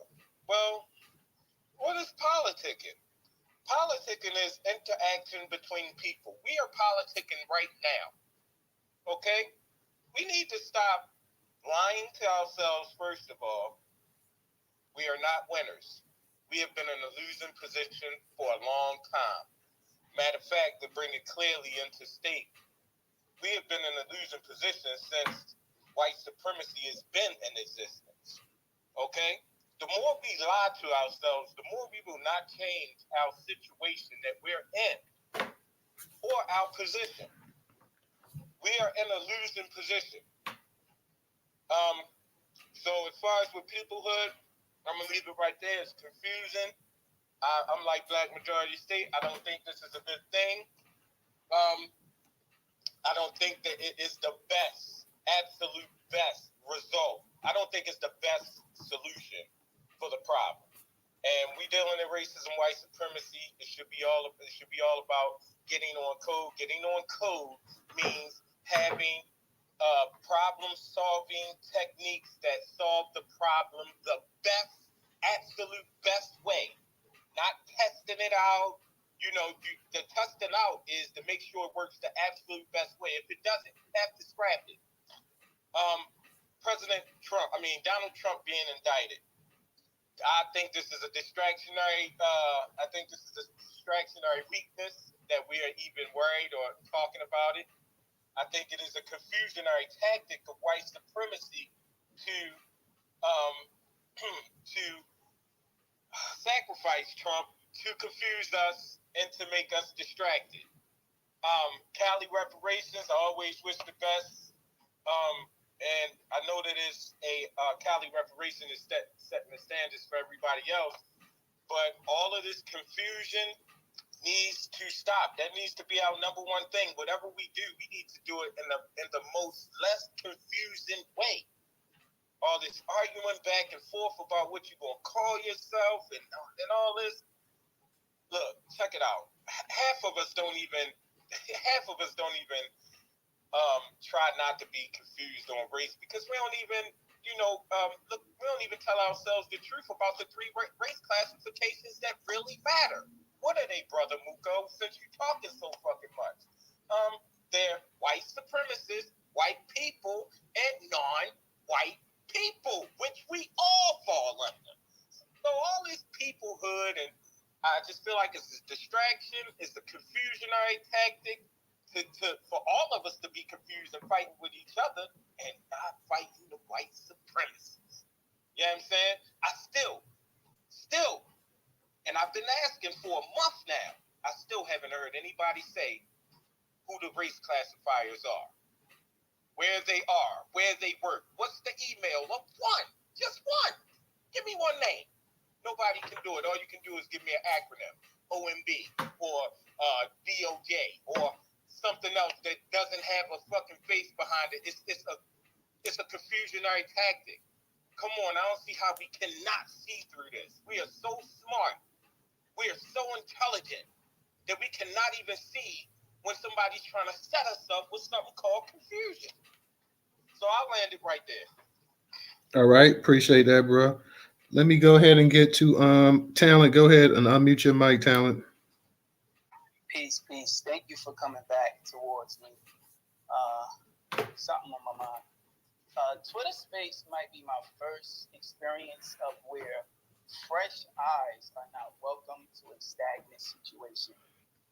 And every time we start to get around this reparations conversation, this delineation conversation, which kind of has been merged together, the proponents of ADOS and the fallout seem to be those who are still leading the conversation, whether it's what Yvette Carnell is doing with the ADOS movement and or what it was with the freedmen who kind of reorganized to that, and right now towards the Black American peoplehood, who are still all proponents or people who have a historical association with reparations, ADOS, freedmen, and where we land now at the Black American peoplehood. I know 1619, it says 20 and odd Negroes. And I know that there's a document called To Fulfill These Rights in 1966 that talks about the Negro American and the promise from the White House that would be rolled out as we integrate into a society with the right protections and the right allocations for us specifically. So because we've reached a positioning now where the OMB is looking to remove Negro, and whomever had organizations maybe in 2016 or at that point in time when Obama removed Negro from federal law, I think that this had been a call to action towards the group that I connect with, because it wasn't about reclassifying us or having arguments about what our term needed to be. It wasn't about political, legal, ethnic statuses, things that kind of seemed to shift from September to now. It was more about Obama removed Negro. We weren't politically advocating or a part of that journey at that point in time, but we're here now. So how can we bring our transferable skills, me specifically, somebody who's ran a nonprofit, been a director, knows about government contracts, how to write a grant, works in the community, and knows the importance of disaggregating data, knows the importance of what I do with my program and how we can know exactly how resources are being allocated to specifically the descendants of American chattel slavery. I live in New York City. Anybody knows about that? It's heavy immigrant population, heavy black out here. So it's important for us to kind of have that information. So these things have never been far from what it is that I desire to do. But coming on this platform with the level of scholarship and information and research that I have to be welcomed to these spaces seem to always be combated by people that have already decided what the term needed to be, what mission we were on, and then we still seeing confusion and stagnation. Seen Yvette Carnell have issues with freedmen.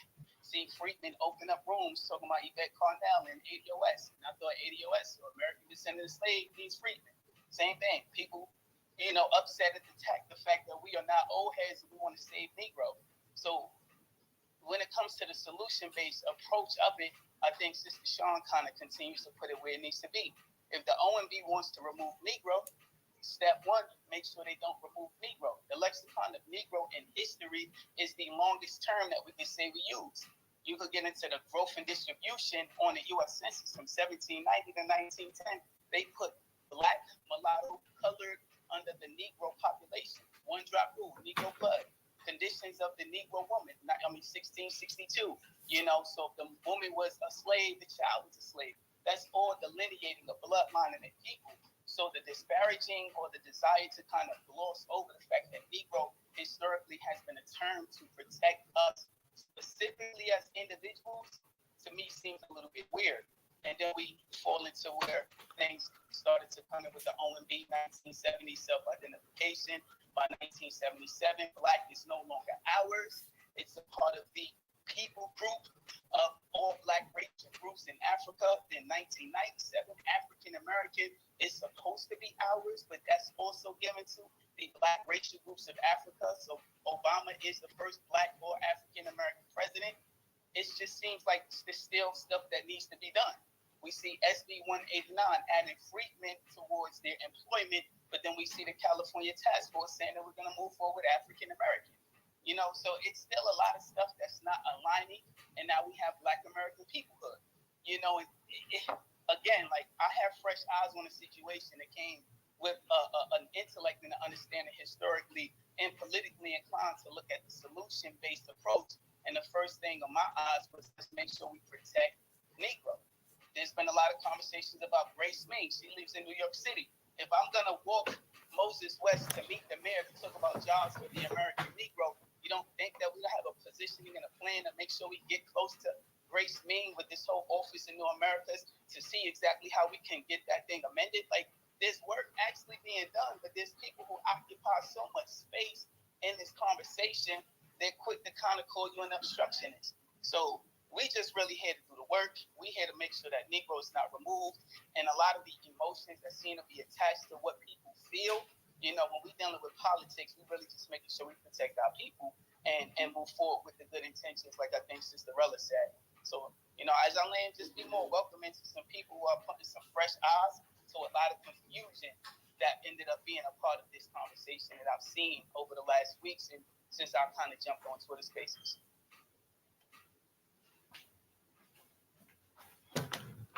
All right. No doubt on that one for sure. Go ahead. Let me go ahead and go to Mr. Engaging. Go ahead and unmute your mic, Mr. Engaging.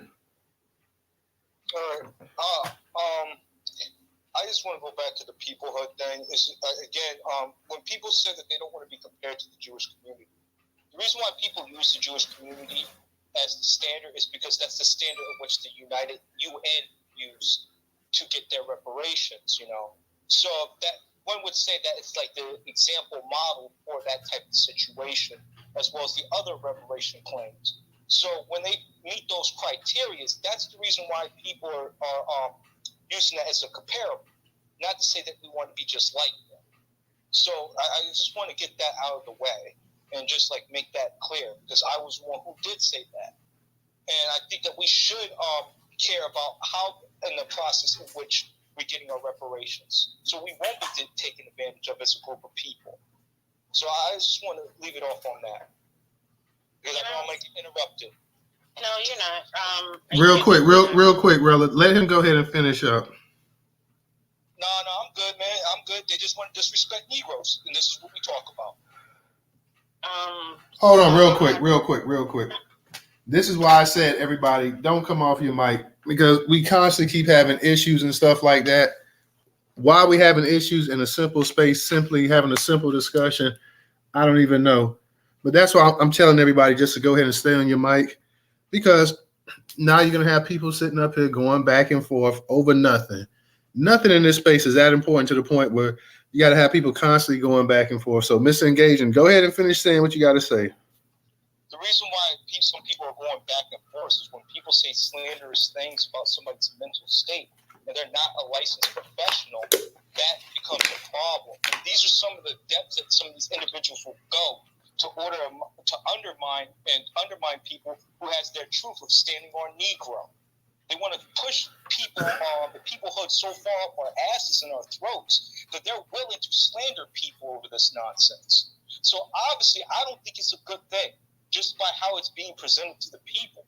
And on top of that, they didn't reach out to all the brothers and sisters of that faction really like that, and actually like really got them to sit down and come up with a game plan. It seemed like it was just one group of individuals that was coming up with the game plan for everybody. So I don't see that as teamwork. I don't see that as even cooperation. I see that as a form of dictatorship.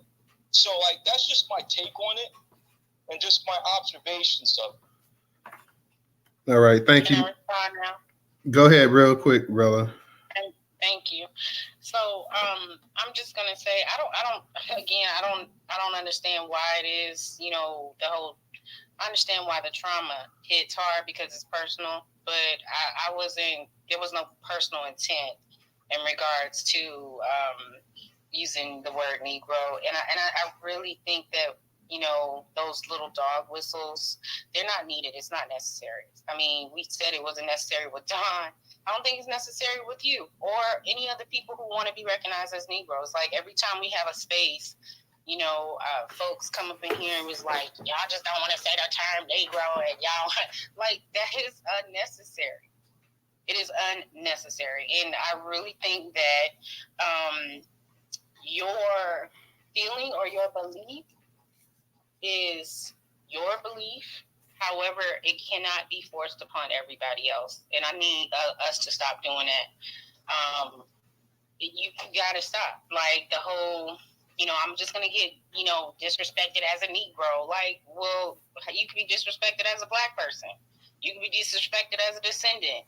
Like, it does not have to be one or all or other or the other. And that's that was my whole point earlier. And the reason why I used the terms of stop trying to use the Jewish comparison. It's not to comparison to be like them. It's saying that they actually came out of a status of nationality and chose. They went to the OMB and they said, hey, we want to be classified as Jews because we need a one identifier situation based off of the Supreme Court's rule.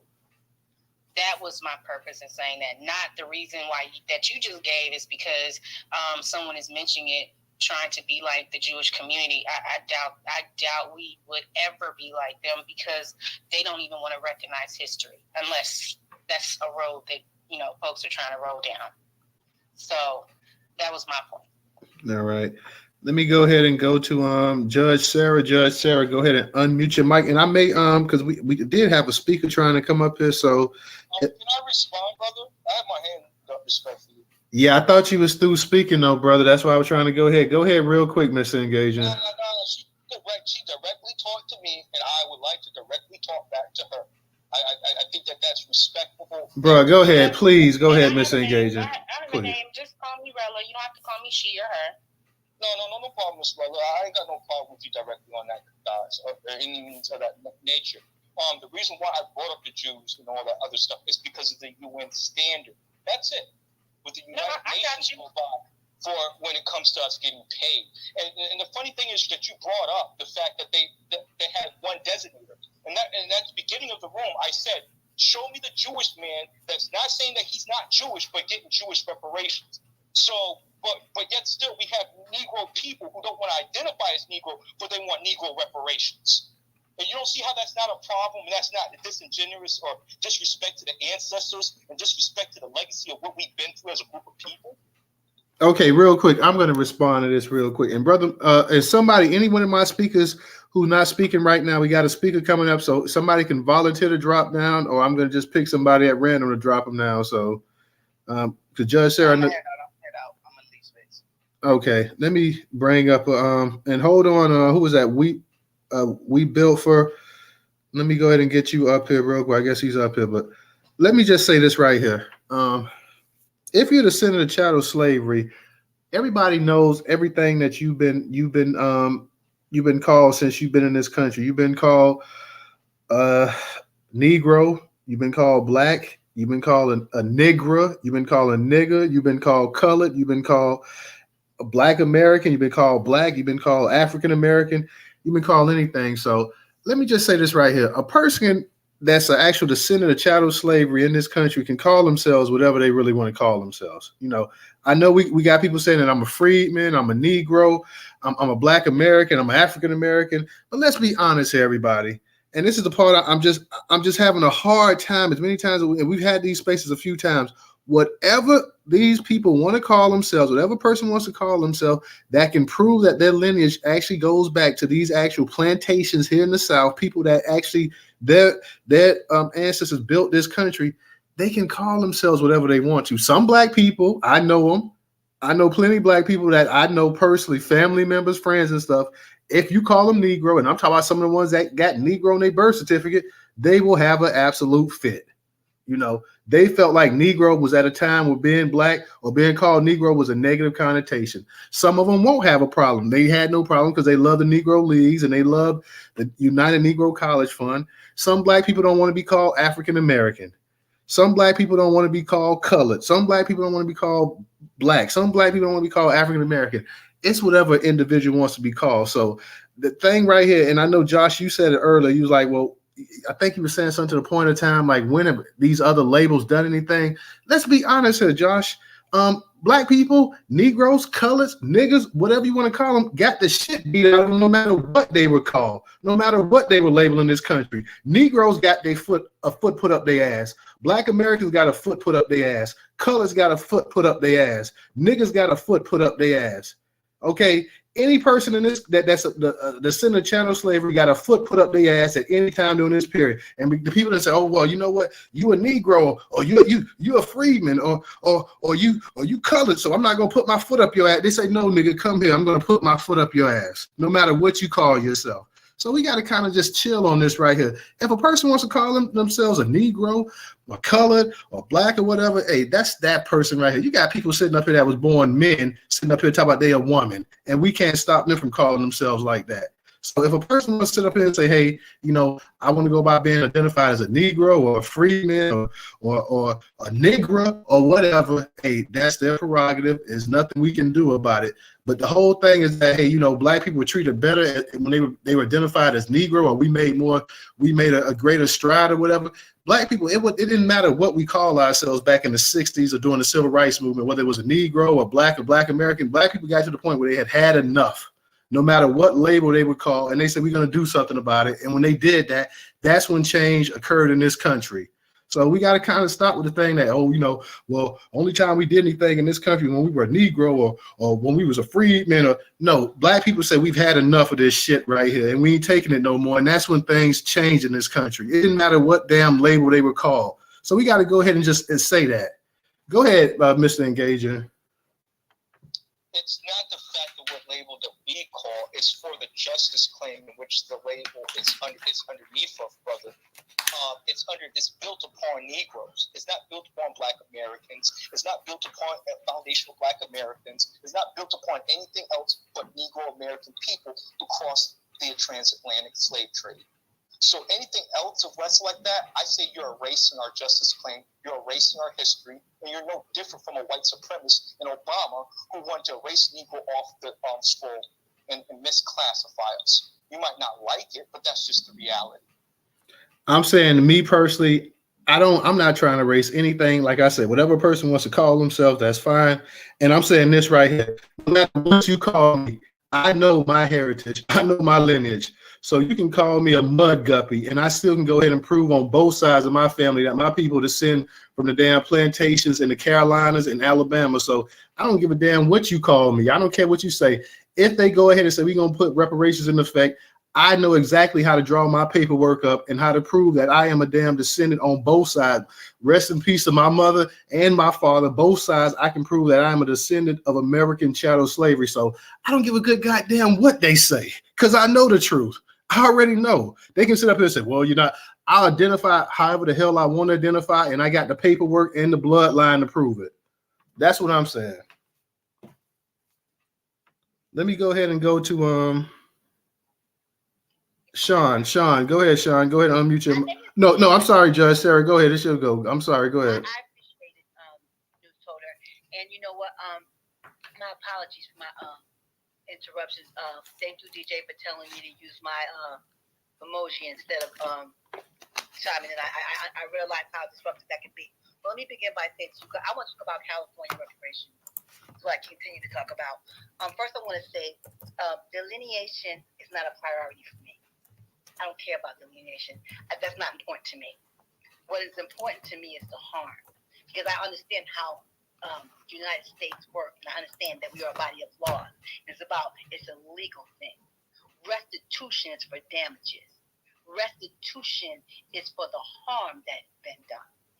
And I really got to be very calm. I get really very angry because the opportunity has presented itself for us to finally be paid, and finally for America to atone for their sin. And all I see on Twitter is people talking about if they're a Negro or a freedman, which is motherfucking crazy to me. It's this lady in California. What's her name? The lady Joanne. What's this woman's name? Joanne Sagazi. She was a executive for the police department in San Jose, and she was importing fentanyl and other opioids. And so why I get so angry, and I'm sorry you see me pause, that's the stress. My brain don't want to continue because it's so painful for me. As a black person, it's crazy. Snowfall is about how they put drugs in our community.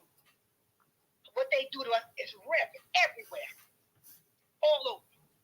And all people on Twitter talking about their Negro or freedmen. How you get restitution is for you demonstrate the harm that has been done to Black people, and they harm us every day, every day. And my people, Sean said something about we don't know how to move politically. That was me saying amen. Asian people have different nationalities or whatever. They're not sitting there fighting about they Taiwanese or whatever. People continue to piggyback on the laws that were made for us. And it's crazy to me that we're not taking advantage of it. I've come in a room and I said to you, Governor Newsom dangled this carrot. So how you move politically, you call him on the carrot that's dangled. You say, Governor Newsom, why is there an officer in your state, an executive of the Officers Association that's importing fentanyl in opioids to California? Where do you think they're putting it at? Where do you think they're putting it at? I'm trying to tell you about California. People here, Black people die every fucking day. It's nowhere. They don't care. They could care less. And let me go ahead and keep it 100. Y'all, people feel however they want to feel about me. I love Black people, and I'm gonna demonstrate that to you. People in my background, they don't care about reparations. I've come to learn about reparations by security tribe. My opportunity with reparations was to create legislation to protect Black people. If I want to delineate, say protect Negroes because Negroes are endangered to be extinct. And I know I be having all this rhythm, y'all, and I apologize profusely, but they are dangling the carrot. They're putting it out here for us to take, and we're not taking it. We're in here arguing about, am I a Negro or a freedman? When to me, that's not important. I don't understand the importance of saying if I'm a Negro or I'm a freedman. I was in a room with Yaya. She said, well, we got to say who. We got to identify who was harmed. No. You have to demonstrate that there's been damages. You have to demonstrate that there is harm. Then you say who was harmed. You demonstrate what has happened to us. And I'm angry because it's everywhere. It's rampant. Netflix is getting rich on demonstrating what they do to us. How I learned about the 14th Amendment, Netflix has a show called Amend. You go on Netflix, they tell you everything they doing to us. And we sitting on spaces talking about my Negro or freedman. I keep telling y'all need to give Gavin Newsom some smoke because what goes California, as goes the rest of the country. Okay? That's why they fight with NAACP because NAACP, I'm gonna throw you $5 million on an at the San Francisco committee or part of that list were people who were part of the drug trade. Okay, I watch Snowfall. They have a show demonstrating how they put those drugs in our neighborhood, and we talking about in my Negro freedmen. I'm sorry, family. Why do you think we losing? I keep trying to tell you how to win, but you don't hear me though. I'm gonna land there. All right, real quick, Judge Sarah, I'm gonna drop you down for a second because we got another. Go ahead, baby. I'll interrupt. Okay, go ahead and drop you, and then Phoenix, I'm gonna go ahead and bring you up here as well too. I see you trying to request. For those that's not gonna speak at this point in time, go ahead and drop yourself down as well too, so we can go ahead and get some other people up if you're not gonna speak. So. Because it's crowded up here in the speaker section right now. Let me go to Sean. Sean, go ahead and unmute your mic. All right. I got a couple questions for Capital or Sean. Soon. I'm sorry, I'm saying your name wrong. Okay, here's my first question. Is up in the Jumbotron, is that the paperwork that's going to be submitted to the OMB? Just answer real quick and I'll get to the next one. Yes. Okay, is there any other documentation that says peoplehood on it? It's going to be submitted to OMB? I don't see it on that paperwork. No, because in the definition, there's no peoplehood mentioned in the definition. The peoplehood, again, was just us. We are one people, and this is our hood, and this is how we've always done things. That's all. There's no peoplehood in the definition. Okay, there was no peoplehood ever in the definition. Okay, I got that. Correct? Correct. Okay, that's all I need to know. I'm gonna make my statement. Why the fuck is everybody focus on a word that's not even being spit. That is so suspicious to me, and it pisses me off because it sows more confusion and slows it down. Like, goddamn, you don't focus on something else on your phone. You mean to tell me, like, over a week now, people were talking about peoplehood, and it's not even in the documentation? Are you serious? Yeah. Oh my God, I'm pissed off. I'm out of here. All right. Yeah. Our people, I don't know. Sometimes, like I say, the smallest, most trivial thing, man, that really shouldn't even concern us. We waste so much time and effort on when we can be doing greater things. Capital, go ahead and unmute your mic. Hey, that Royal Rumble is important still. Well, let's go. What's up, Capital? All right. So I didn't catch the name of the brother that just got off, but thank you for pointing that out. That was Sean. That was Sean. You gotta say it like that. That was Sean. Sean with an E. Sean with an E. You know what I'm saying? I'm from Texas, so I'm a little country. So my song may not come out like the East Coast songs be coming out, but I'm gonna try. I'm glad. I appreciate you bringing that point across because I wanted to address that. Peoplehood is not in the proposal, so it was used to demonstrate how the chart was being set up. And the same thing that Hassan said, Black people, we created. And we always be blacking up some stuff. Peoplehood, we thought it was catchy, and also it's what the social scientists, it's the terms that they use. This is the official way that they talk about it. And so I didn't want to assume that our people were not intelligent enough to read the definition and understand what I was talking about. But because I know we smart. I know when y'all read the definition, you said, where they coming from with all of this other stuff, when I clearly see it says you're a part of a people group. So I do understand where the confusion comes from. It's a new word maybe for some people, but it's not really. It's just that we don't necessarily use it in that way. So I'll take the hit on that, but I'm just convinced that my people are smart and they have reading comprehension and they know words when they see it.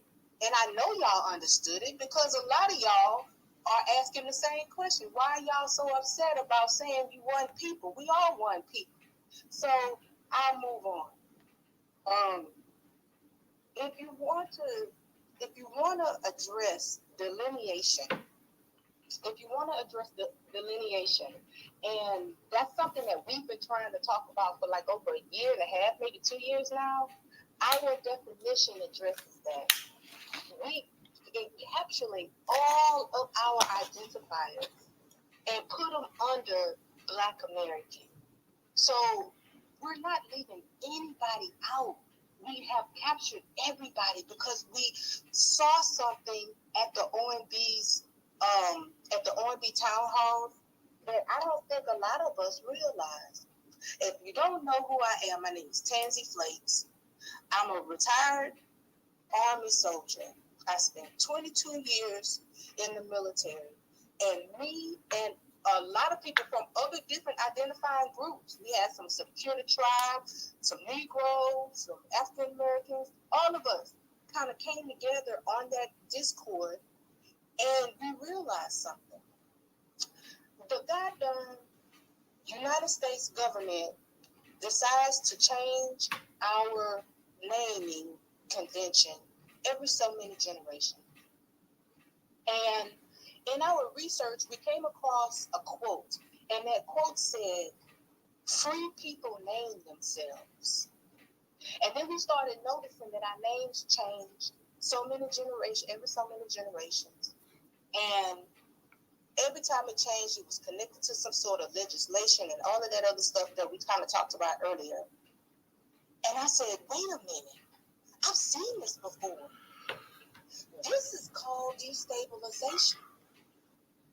When a people don't, we were sitting on that town hall, like that sister just said from California, arguing over what we are going to be called. The government did that to us. They did that to us. That is a tactic of destabilization. Now, we can sit here and fuss and fight over Negro and freedmen and this one and that one. Or we can say, you know what? My birth certificate says black. Mine says Negro. My grandmother says African American or whatever, you know, maybe not African American, but you get my point. Colored. So my point is, my birth certificate says whatever it says. I have a right to that identifier.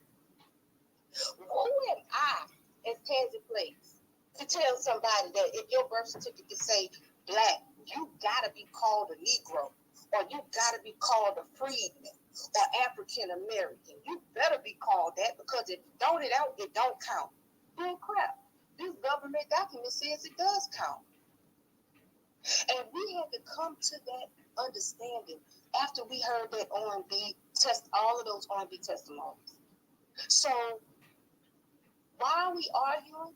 One, because the government wants to keep us arguing. They want us to fight over, my birth certificate says this, but mine says that.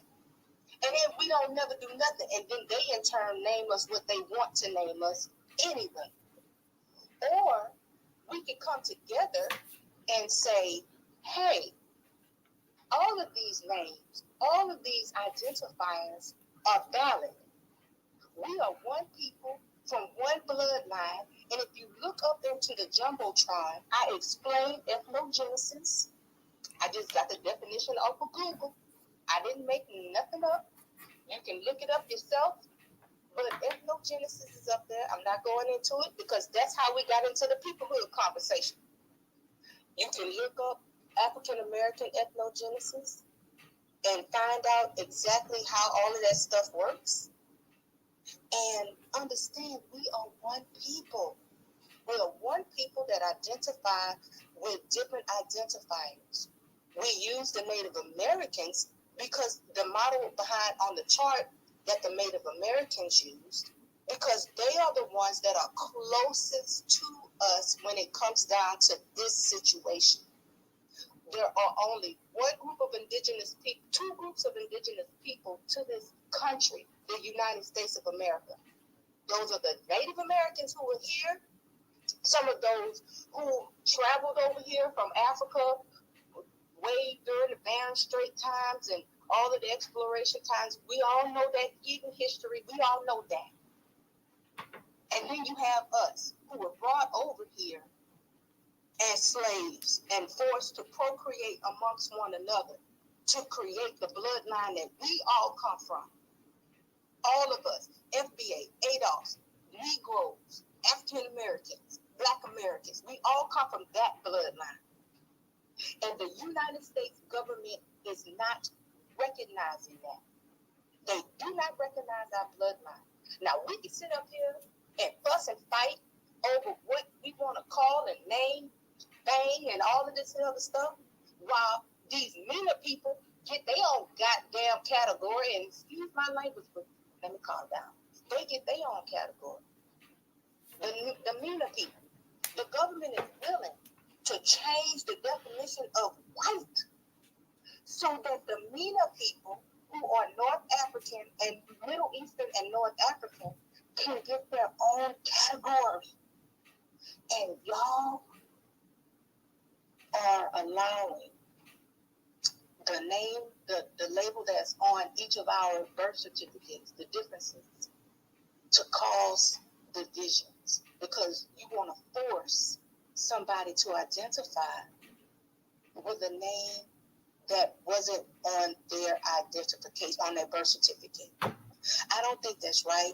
I will admit that, yes, I was out here repping free, but it was that call, that doggone talk, all of those town halls that made me realize I'm wrong. I'm wrong for trying to force somebody to be called a freedman when they don't identify with that because it's not on the birth certificate. And if I had black on mine, which I do personally, I'm still wrong for trying to force somebody who does not have that to identify as that. Because the government gave us all identifiers, whatever that may be. Even if it was blank, you get to choose. But you can't force somebody to do something. That is not right. And the government is forcing the diaspora to identify with us, or identify as us on paperwork. And this is our opportunity to stop it. So let's stop it together. Black American, the definition of Black American is us, just us. Nobody else, just us. Nobody else can fit in there. We got timelines in there, already designations, and the et cetera.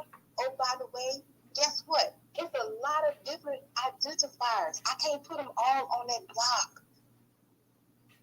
So let's stop fighting. We are trying to unify because the government wants us in this state of flux continuously fighting over what we gonna call ourselves. Let's stop fighting. And I'm a lame. All right. And I'm gonna start some of our, because I'm gonna get some of our new speakers up in here that haven't had a chance to speak. We got Phoenix, we got Mona, we got Theory, and I also need to drop some speakers. Anybody Capital, Sister Sean, we got one of you guys want to drop down so I can bring up No Taxation. She looked like she's trying to come up here to speak. We're gonna try to go ahead and get people up here. Only come up here also if you're gonna speak as well too. If you're not gonna speak at this moment, y'all just stay in the actual listener spot. But if you're gonna speak, then we'll try to go ahead and get you up here. So, Capital, you just spoke. Let me go ahead. I'm gonna drop you down. If you want to come back in a second, I'll bring you back up here.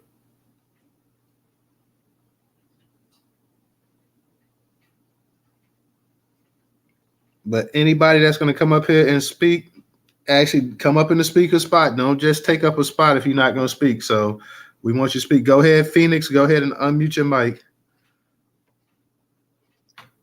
Peace and love, family. You called on me faster than I thought, but hi, everybody. I just love, amen to Tansy, amen to Ashawn, amen to Rella, amen to everybody, because I just really love how Tansy put the passion on it with the it's not right. And so that resonated with me. Something went ding, ding. Hey, I never looked at it like that. So thank you, Miss Tansy. But I wanted to talk about, and you know what? Peace to the judge too. She was on fire today about California, and I want to say something. I thought about this. I was talking to my friend earlier, and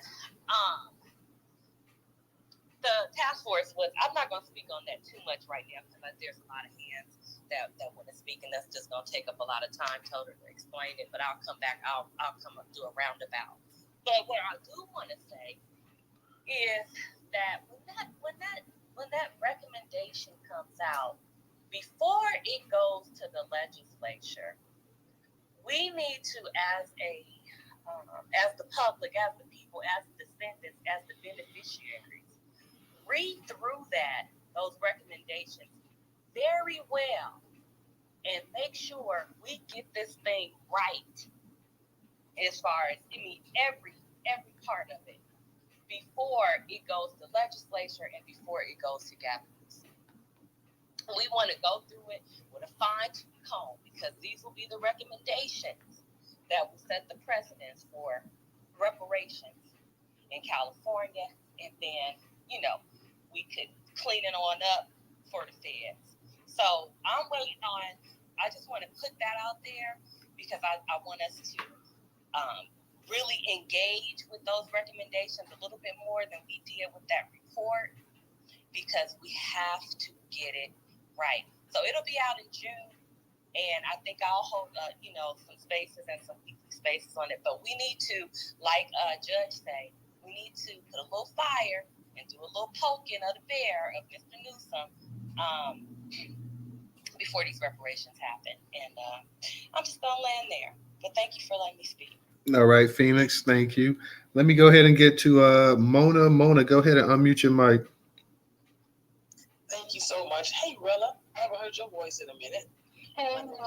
I want everybody to know why Mona has a special place in my heart. My mother's name was Ramona, and her nickname was Mona. And when she passed, Mona and a couple of people just wrapped their arms around me really tight. And I really want to just say I appreciate you, and it's good to see you. You too. So I have been working with the work group. My name is Mona. I know a gentleman from New York came up and he works in the community. He writes grants and be a part of like the grassroots in this community. I'm in Chicago. I do the same thing. I've been 35 years, and I work in the sciences. So I work in healthcare. So when you're working with a work group, there takes a lot of time, a lot of thinking, a lot of going through and just kind of analyzing, and a lot of disagreement, a lot of agreement. So it was a lot of hard work. I have worked on a lot of different groups. I have worked in a lot of different arenas and sit on boards and all that good stuff. So I am so proud to be a part of this work group. Sean is amazing. Tansy, Dennis, Dawn is too. Dawn is amazing. Everybody is amazing. So I don't get upset with people when my people are very enthusiastic or very passionate about what they feel. This is what we do. We're just going through it all the time. So Tansy mentioned free people name themselves. So that was by this guy named Richard B. Moore in the 1960s. And he says, being able to name and or rename yourself, that means you're free.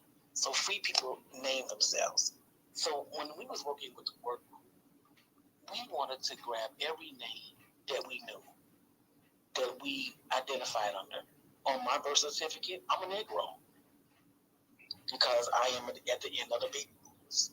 So I'm also a researcher. So I do a lot of research and I do a lot of reading. And one thing that I noticed with a lot of our people, y'all don't read. Y'all got to read.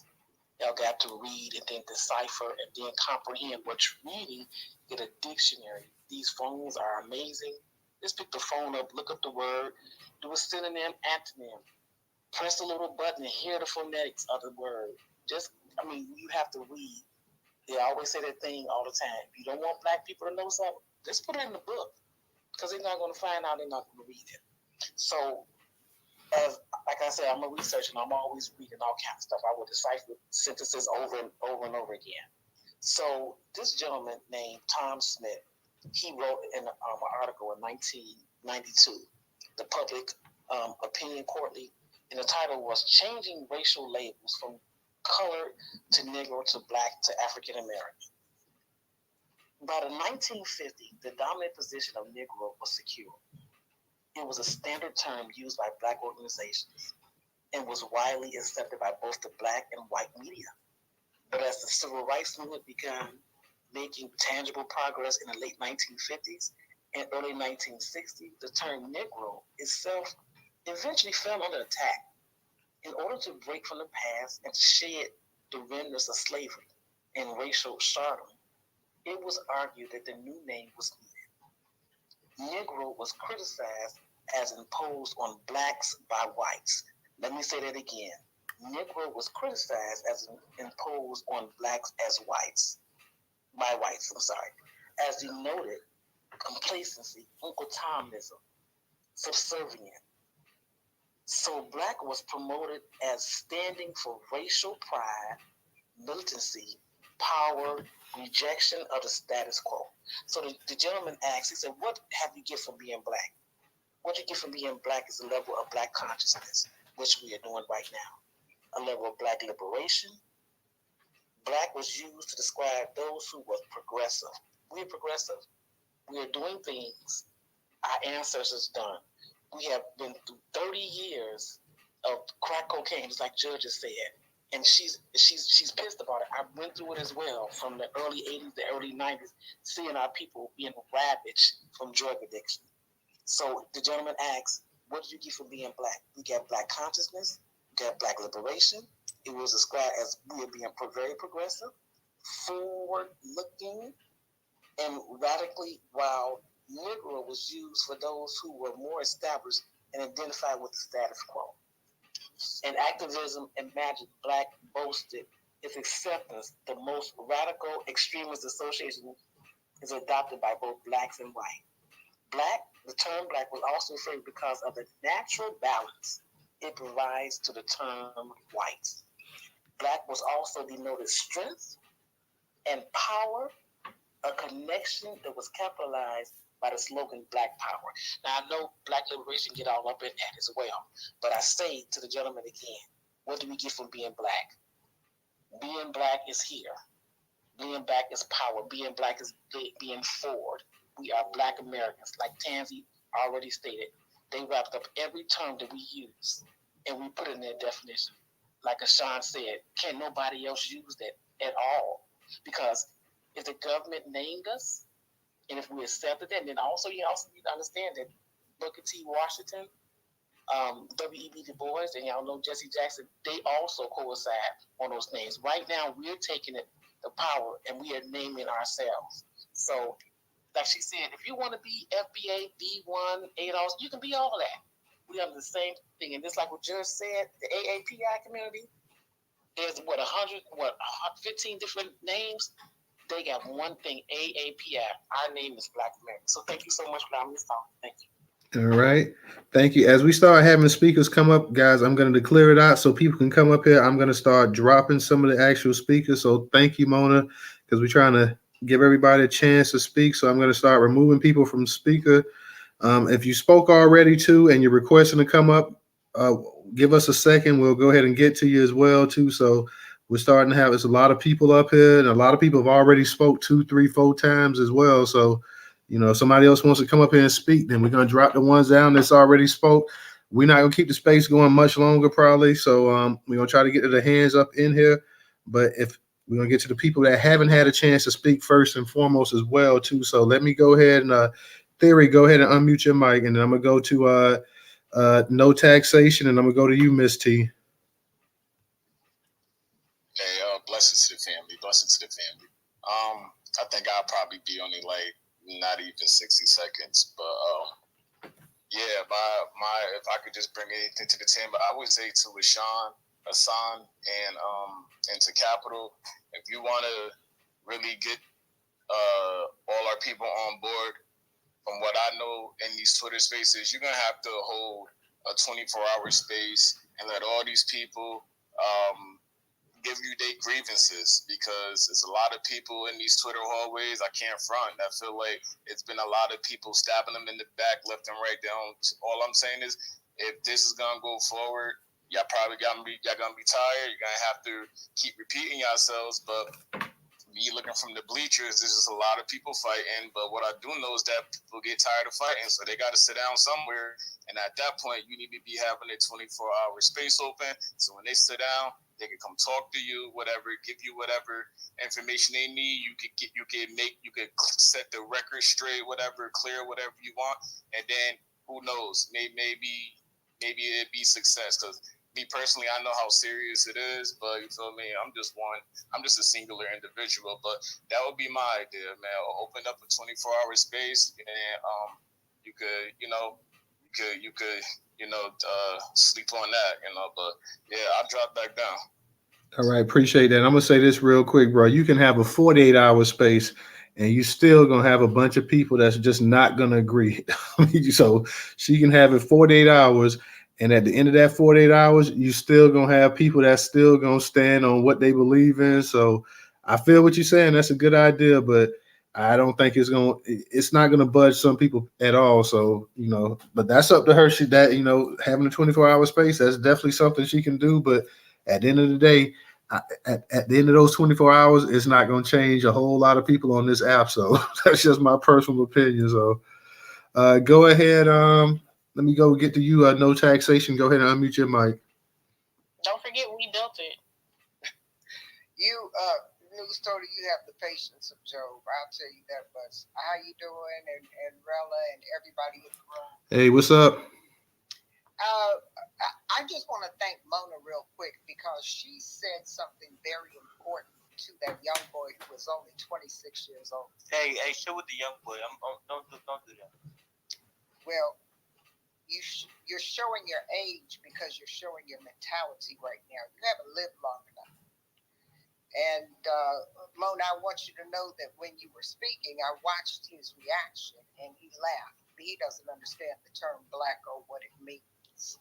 And he will by and by, like old folks say. So I'm going to set that to the side because that was something I wanted to say to him. But you said it far more eloquently than I ever would or could have, Mona. So thank you for that.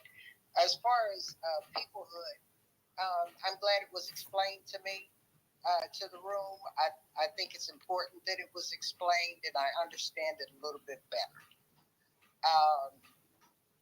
Cali reparations. It's happening in Cali and it has no effect on me. I'm here in New York. But I do want everybody to get to the bag. So if they can get to it, congratulations. And I'm happy for them. Donald Trump. White supremacy plans well in advance. Somebody was talking about generations and how white supremacy moves. White supremacy plans well in advance. And y'all know I say that all the time. So they're 50 years ahead of us at all times. And so this is the biggest, it's called the 50-year loop. This is the biggest push that I've ever seen in my lifetime. And my 90-year-old mother has said that as well.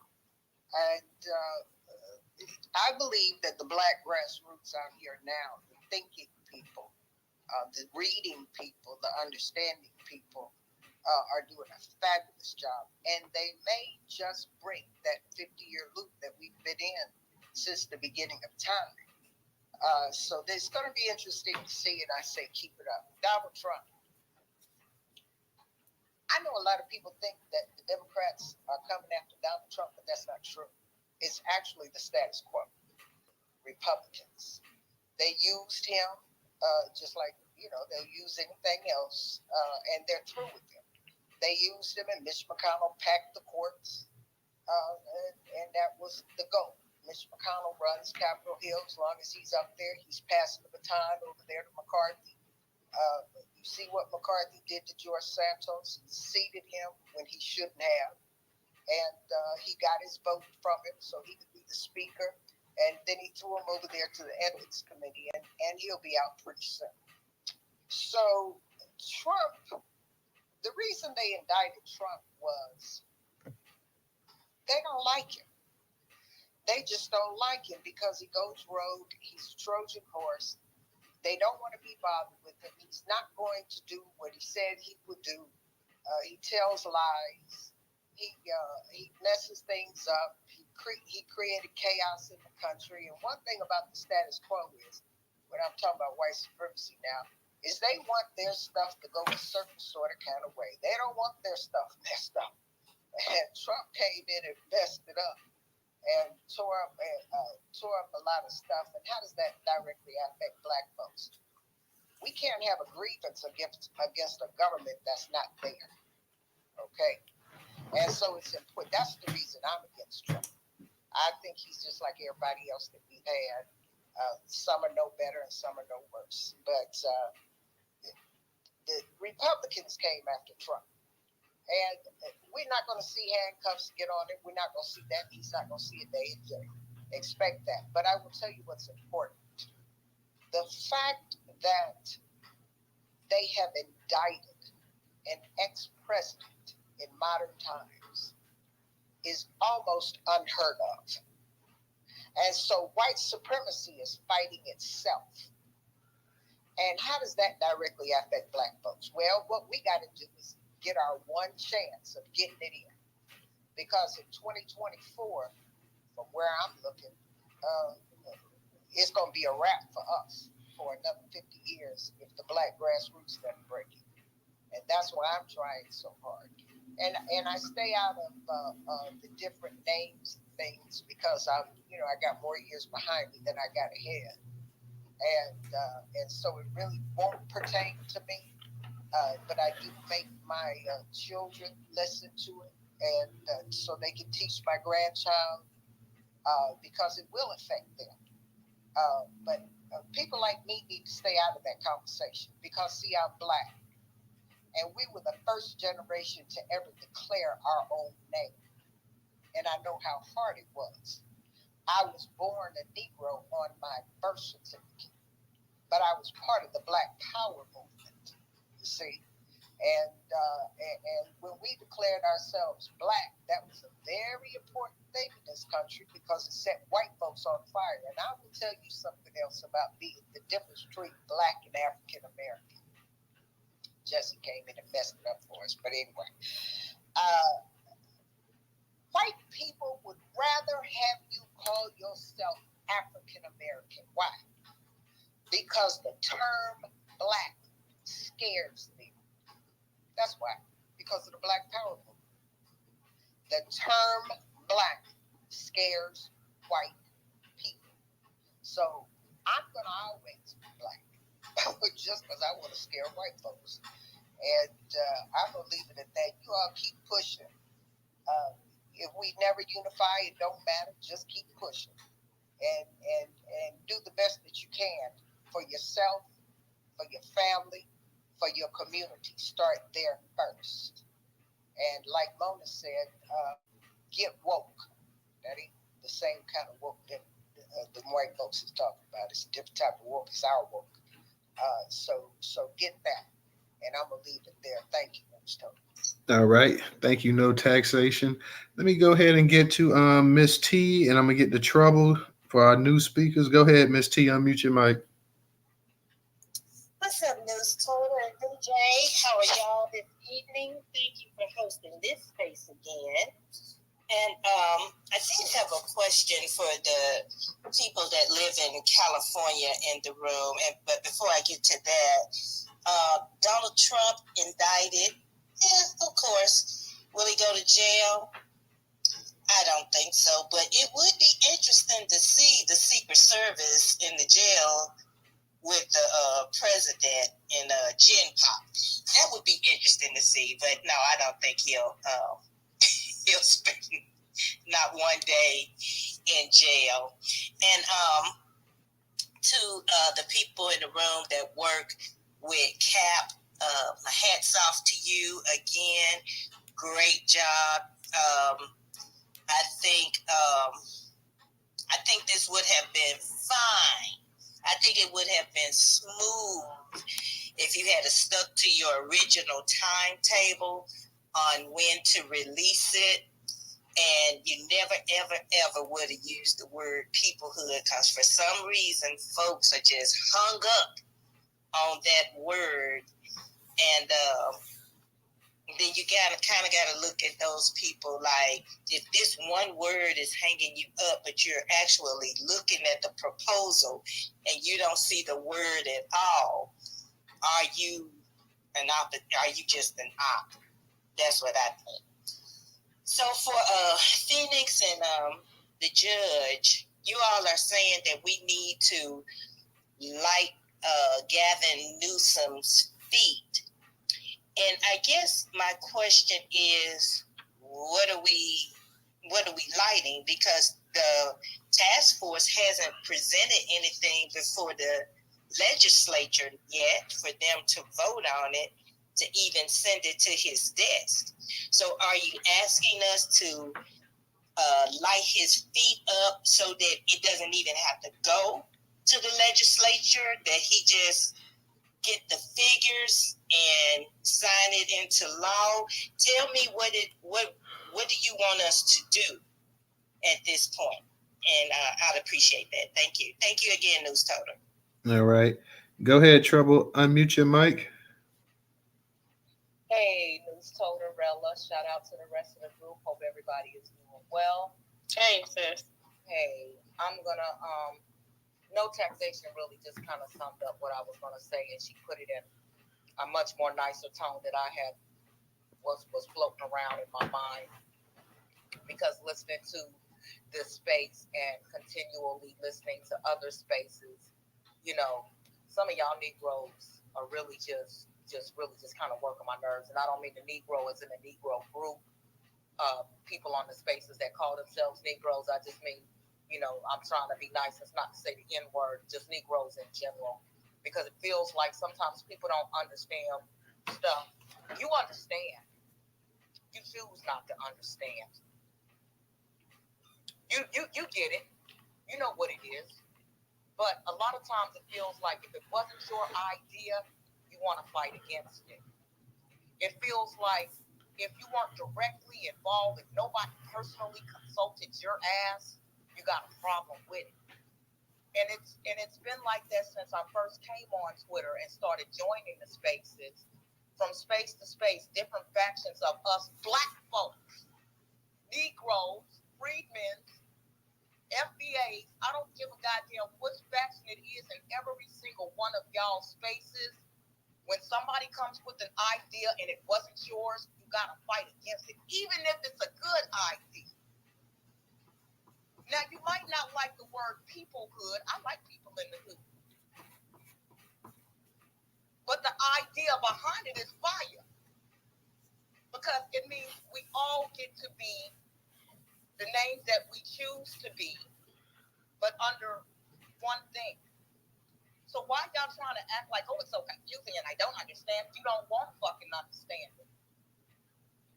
Oh, well, I went online and I was looking up this and that. You was purposely looking online, not to find understanding, but to find something that you could use to talk against it. You come into the space, you're extra negative, you're extra rude. You want to argue back against the point, and I'm trying to figure out where some of y'all be coming from. It just seems like it's coming out of left field because I want this name, and it just has to be that name. Well, who gives a good goddamn? At this goddamn point, I don't want to be none of the damn names because most of the names is Crackergate.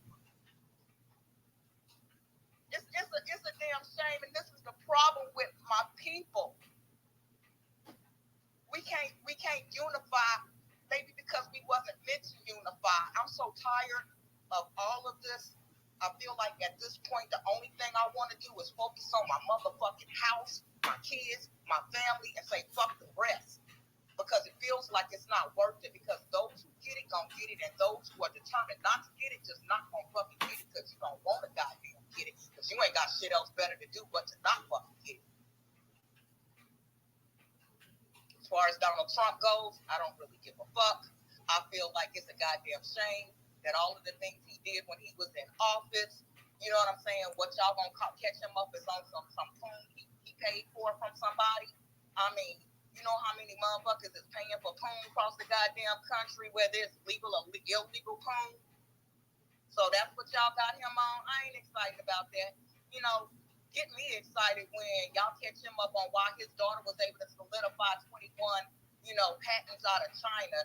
You know, wake me up when y'all get him up on, you know, all of them oligarchs for Russian stuff he was dealing with and the properties he had and other subsidy company names and stuff and all of that money. Half his team that was working with him was indicted or went to jail or had some kind of fraud thing thrown on him. So you mean the only thing y'all could get this food for was some food? Some punani? Some skanky punani? Like, really? I don't give a damn about that. He was the president. He was supposed to get him some coochie. You know, and I don't care if he had to pay for it. That was just like when Bill Clinton got him some head from Monica. God damn it, he was the president. He was stressing. He deserved to have a little bit of head. You know, these are theatrics and smoke screens. What we're working with is the takeover of these immigrants. Is you got these Asians running up to the Civil Rights Commission talking against us, you know, trying to make it seem like we the face of fuckery. You got these Africans coming over here who, listen, if their ancestors didn't give a damn, their ancestors tried to get rid of our ancestors by selling them off. They thought that we are the Negroes that survived. They wasn't counting on us surviving, let alone fucking thriving. So you think them Africans don't want to be the new niggas now? You think that they ain't willing to replace us now? And everybody's sitting back laughing at us because I'm a freedman, I'm an FBA, I'm a Negro, I'm like the African American.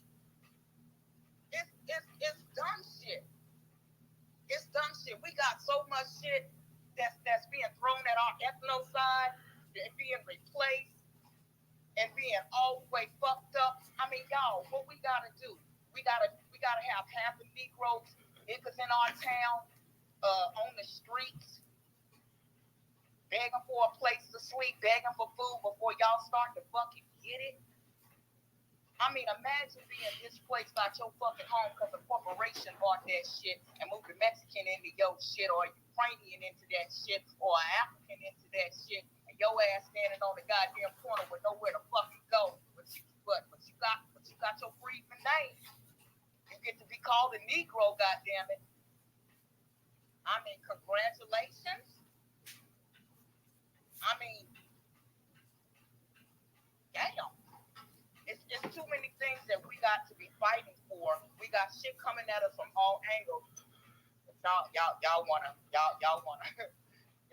argue over a name when, like the sister had said, at the end of the day, how do we know once we get through fighting over all of these goddamn names that the crack ain't gonna decide to name us what the fuck he wanna give us anyhow? Silly shit. Let's get beyond this.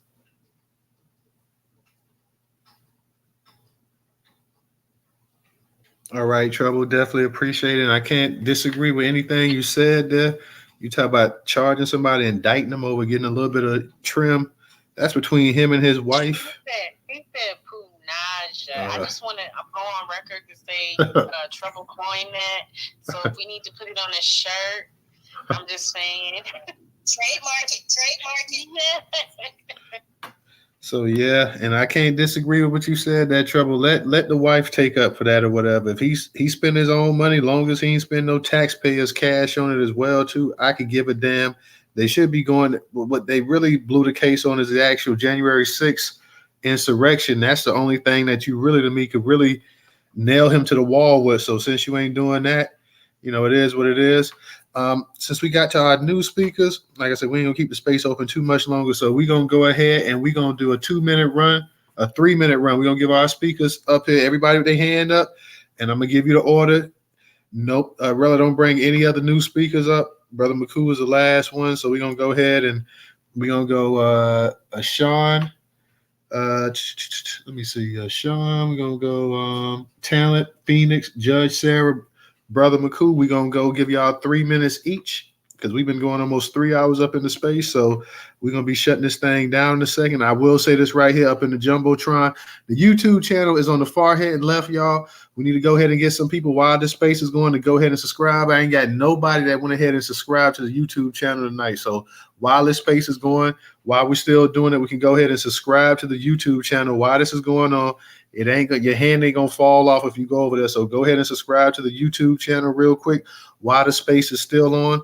Also, up in the Jumbotron, we had nobody to donate tonight either to the largest Black-owned news media curation today in America. If you got $8, and we ain't saying $2, $3, if you got $1, go ahead. And if you can make it happen, please go ahead and donate. Like I said, $8, not $2, not $3, not $4, not $5, not $10, not $20, not $50, not $100, $1. If you got $1 that you don't mind donating, then you can donate it to Newstoter. That is Cash App. I'm sorry, damn. That's at Cash. That's on Cash App. $sign Newstoter. So that's $sign Newstoter, largest Black American-owned media news curation platform today in America. And thank you to my brother McCoo, for the donation real quick, brother. So I appreciate that. So like I said, if you got just $1 that you want to donate, you got $1 that you're not going to be using, you got $1 that you ain't got to pay a bill on, go ahead and help us help support Newstoter, largest Black American-owned media news curation platform today in America. Once again, that is $sign Newstoter. If you don't have Cash App, we have a link up here on the far left-hand side too with the Venmo and PayPal up in there. So let me go ahead and, Sean, let me go ahead and get to you. Go ahead and unmute your mic. Thank you again for the Space Newstoter and allowing us to come on and just kind of hopefully clear some of the questions and some of the concerns. I did want to address some of the things that were said.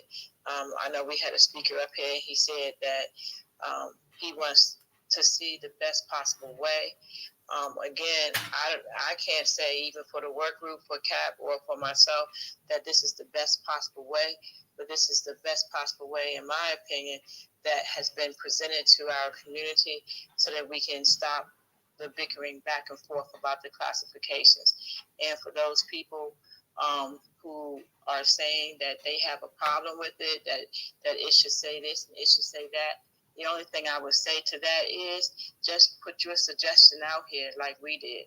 This is just a proposal. We put the work in to try to bring something to our community, just something to our community that would, one, pass all tests when it came to the OMB. It passes all 14 of their guiding principles. We tested it. We tested to make sure that legally we would still be able to litigate and legislate if we use our identifiers that people are standing on. And so the best possible way, in our opinion, was unity for our community. And that's what we've been pushing all this time. I see that we have lost people who were initially supporting it, and then now they're backtracking because they hear people saying all this craziness, that we're all this stuff that just is not true. And I don't even want to go back over it, but I just hope that we understand, if we don't fall under one banner, then we're going to allow the government to redefine us again. And that's everyone's fail who is sitting here today saying we want to move forward. Division equals failure. From our inception here on this piece of land, the first thing they did before some of us who came over from Africa and others who were already here, the first thing they made sure of was to divide us, was to mix us up so that we could not communicate. They made a law to make sure that if it was two or more Negroes, colored people, or slaves talking, that they would kill you because they did not want us to unify. This is the government's worst nightmare. The internet gave us back our community. The internet gave us a way to reconnect for the centuries that the government has kept us separated. And they kept us separated for this one reason, family, because they knew the moment we got together, we would do this. Exactly what we're doing, which was coming together and then starting to find like-minded ones and say, how can we now move our people forward? So because the internet gave us that, then they started to censor us. They start blocking us so we can't get up in our rooms. We can't talk. They knock you off of the internet for a week, 2 weeks because you said this, you said that. They're doing everything in their power for us not to unite. And it's crazy to me because you got these people out here that's doing that are a part of us that just won't even read. People are coming in here saying, why are you just wasting your time doing this and this? Look, if you understand how important the OMB is to us moving forward, and I get and I agree with litigation and filing torts against the government. But right now, if anyone saw in our previous room right before we came over here into Newstoter room, then you saw what we released about what AAPI is doing when it comes to us, how they implicated us, right? Because they want the funding to go to them, using us, all right? And instead of us understanding that if we don't come together like those folks, we're going to let the immigrant, the white people, and this government redefine us for the next 27 years. And it will be all about failures because we couldn't come together and say, let's fall under this one banner and let's get this job done. There's nothing more that we can propose. And because the OMB is closing this out on the 12th of April, I don't know if anyone is brave enough, courageous enough, if you can assemble enough people to help you get another proposal out here. But all we were trying to do again, and for those who said, check my lineage, I will tell you, I know my lineage. My people, and anyone wants to DM me, I'll send it to them. They got their emancipation in 1806 because the slave. Real quick, Sean, we gotta go ahead and move it. I'm sorry. Okay, I'm sorry. All right. I'm just going to ask everybody to please just read the definitions, read the categories, and just remember, it's unity for our community, and that's all we're trying to do. Let's unite around one thing first and get this job done. Thank you all. Thank you, Newstoter, for hosting. I appreciate it. Thank you, sis. And real quick, let me go ahead and give a shout out to all of those who just donated on Cash App. Juanita, Tansy, Mr. Engaging, and ain't no simping here, Mr. Engaging. I see the little message you put in there. Fabia, Rella, Brenda. So let me give a shout out to those real quick. But yeah, I just had to. I saw the message there too, so I just gotta let you know ain't no simping there, bro. But let me go ahead and get it to Black Majority State as well too. So like I said, we're gonna keep it under 3 minutes because we got some we trying to close it out, y'all. So we're gonna be getting ready to close it out in a second here. So we got a Black Majority State, we got Talent, we got Phoenix, we got Judge Sarah, we got Brother McCoo. I guess Mr. Engaging, we'll go ahead and let you be the last speaker for the night as well. Phoenix, I got you in here too. So okay. So yeah, we'll go ahead. Go ahead, Black. Okay, thank you for allowing me to speak again. I like the hashtag of the explanation of one people or hood. I think that would have actually came across a little bit differently. It would have hit differently. So, I love that explanation. And again, thank you for all the work that you're doing. I want to talk about the California reparations. So after lunch, after that bomb was dropped about African American, there was a white gentleman. He kept saying he was from the DOJ, I guess the California DOJ, and he is kind of the reason that they even had that vote, to be honest, on the terminology, because he's trying to sync what they're doing in the DOJ with the whole entire reparations thing. And he kept bringing up things that were really problematic for me. And I'm trying to paraphrase what he said, but he said, we can't actually create a law that says no Black Americans should face the death penalty. We can't actually create a law that says, even though that Black women and Black children and childbirth face higher rates of death, we can't create a law specifically for Black people, because how would that look to white people? And so I'm saying all that to say this.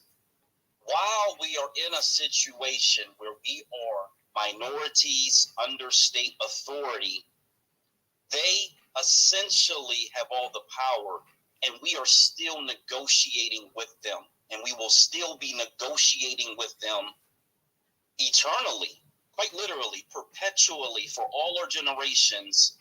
We will be negotiating with them or the Mexicans or the Asians or whoever has this majority population over us. And that is the core problem. I made a post where I used the word term. It was about ending the terms. And I used the word term inside of all these other words at least 20 or 30 times to really try to dead it. And it was a real subliminal post. Most people, it went way over their head.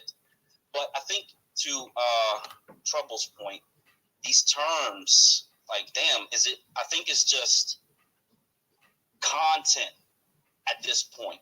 I don't think it really has any real other element other than creating and producing content. And I think people are stuck in this loop of creating content based around these terms.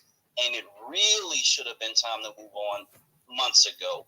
And hopefully we do move on now that Asan and her team have tried to bring us together in unity under one people or hood. Thank you. All right. Now I'm gonna because I know Irie, I just saw him came up here, so I'll let Irie be the actual last speaker for the night. But that's it, y'all. Because like I said, we got to get up out of here. I got to give a quick shout out to LT, Mona, T, and Black Delegation for their contribution on Cash App as well too. But I'm gonna let Irie, because I know Irie. I saw him in the space earlier, so I'm gonna go ahead and let him get it in real quick as well too. So let me go ahead and see who's next. I believe it is we got Black. I believe it's Talent. Talent, go ahead. 3 minutes. Go ahead real quick, so we can go ahead and get to everybody else in the space. So go ahead, Talent. Peace and love. A lot has been said, so I'm gonna try to stick to what I know and not what I think. As pertains to slavery, being the fact that the federal government was complicit to it, and slavery was somewhat more of a state-to-state issue, it's very important to look at the federal government, the Supreme Court, as it pertains to certain legislation or rulings that occurred that bodied us up on a federal level as Negroes specifically. Within that, you have the 1854 Supreme Court ruling in California where it said Negro does not include all black people. It was specifying that Negroes were a specific type of black people, and we could argue that that is an ethnicity as well as a race when we bring to mind Frederick Douglass's claims of the Negro for ethnological consideration also in 1854. In 1896, Frederick Hoffman positioned something that was talking about the race, traits, and tendencies, who argued that in 1896 the Negro was going extinct. That would lead towards Booker T. Washington creating National Negro Week or Negro Week to make sure that Negro Health Week to make sure that we could advocate for the health of our people. Now, as it pertains to how some of these terms are used, I'm going to go to archives.gov, which is .gov, and it says guidance for replacing Negro. Due to its complex history, Negro cannot uniformly be replaced with another term in National Archives descriptions and authority records. For each instance, it must be reviewed for context. It says black is the preferred term when referring to an individual's race. This term should be used capitalized to subject. This term should be used and be capitalized and used as an objective. As an adjective, not as a noun. For example, Benjamin Robinson was a black soldier. And then it further goes to say that African American is also acceptable, but it is not necessarily interchangeable with black. Black can be used regardless of nationality. That's what that says specifically. As it pertains to where we've kind of been stuck in when it comes to some of these terms and how that works within the census, I'll read this. This is also from Cambridge. It says, when it comes to politics and government population knowledge, scholars scrutinize the federal decennial census but ignore vital registration documents in spite of the fact that the census records have no probate value and are not considered a legal form of identification.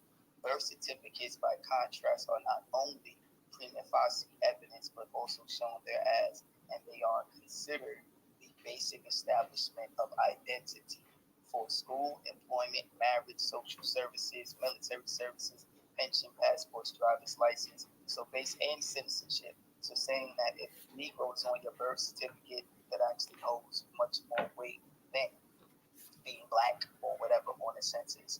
We have been looking at this as it pertains to federal documents, federal legislation, and how terms are very important as it pertains to us as a specific people. And in 1970, self-identification came about, which was a part of this whole Black and I'm Proud, Black Power movement. But by 1977, the OMB redesignated away from civil rights, away from just us, but to include Caribbeans and incoming people from the diaspora by way of the Immigration Act of 1965. The reason why we have to delineate now, or that's even a conversation, is because on a federal level, black or African American are not terms that delineate us specifically. And Black American is a reference term under African American. So we've been looking at this as it pertains to policy, politics, and also the historical lexicon. And we just looking at the OMB saying that Negro is exactly the term that denotes us. So let's save and protect Negro. And that's where I'm at. Thank you. All right. Thank you, Talent. Appreciate it. Let me go ahead and go to Phoenix was up here, but she must have dropped down. So let's go ahead and go to Judge Sarah. Judge Sarah, go ahead and unmute your mic. Okay, I got 3 minutes. And so I want to say real quickly, I want to talk about a couple of things that I heard. The lady Mona talked about Negro as it relates to black people being black. And you guys, I'm from that generation. Actually, I was probably like a baby or toddler when black became a thing. So let me explain to you what's happening is generational differences. Negro, what she said was the status quo, and black was like black power. That's how we became black, and it became a status thing about power. And what I'm going to ask you to people in the room, as black people, we have to start respecting each other. We're not losing because they put us on our neck. We're losing because we don't have unity. And I want to speak more to that.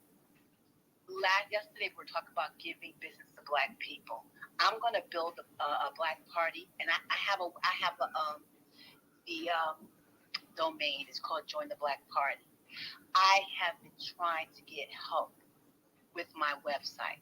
Now let me say this to you. On my profile is my logo. I tried my best to get someone to make this logo. I hired a Black American. I gave him a deposit. I waited 2 months for him to make my logo. He never made it. A Nigerian made my logo. He knocked it out of the park. What I'm talking about is why we're losing. Okay? When I create this website, I'm going to do modules about sociology, about values, and about ethics. What the Asians have that we don't have is that we are consistently made to feel like we're nothing. And what happens is that our ego gets attached. So when someone says something that we feel attacked, we respond. This is what's happening to us. I heard Trouble, and it broke my heart because I know she really wants the best for us. But this is tiresome. Us going back and forth is tiresome. And I recognize it has to do with our condition. So I think it's very important that you guys realize your condition. You're going to see it go back and forth. But the Negro thing, La Farmer turned me on to Negro, and I loved it. It encompasses and embodies everything it is to be Black and struggle in America. So I love Negro. That's my thing. But if you want to be free, man, ain't no skin off my back. It doesn't make me feel insecure about what I want and who I want to be and what I want to do. So I'm trying to say to you guys, we're too smart. We got too much talent. We're too strong. And now I hear Sean, y'all talking about how the Asians are using us. Like everybody's coming together and they're using us. And so what do? We get mad at them? Or do we look in the mirror? Do we say, we got to be better? How do we be better? You understand what I'm saying, family? I'm going to keep coming back and I'm going to keep saying the same thing. I know it's hard. I know what they've done to us. Fucks us up mentally. Y'all hear me have my breakdown every time I come in here because I'm hurt. Because I want us to win. And so I'm saying to you, when you're in these rooms and someone says something to you that you don't like, stop for a minute and ask yourself why you want to react, why you want to retaliate. Because that's really what's keeping us back, man. I appreciate you, Newstoter. I appreciate you. All right, thank you, Judge Sarah. Let me give a shout out. Thank you, Asan, for your donation as well too. I want to pronounce your name right. Is it Asan? Is it Ashan? How do I say it? It's Asan. Asan. Yeah. Okay. I just want to make sure. But thank you again for the donation, sister. Let me go ahead and we're gonna get to our last 3 speakers for the night. Got Brother Moku. We got I keep putting Phoenix up there, but Phoenix already went down. So we got Mr. Engaging. You're gonna be last, and we got before you. We got we got Brother McCool, and we got Mr. Engaging, and then we got Irie. So go ahead, Brother McCool.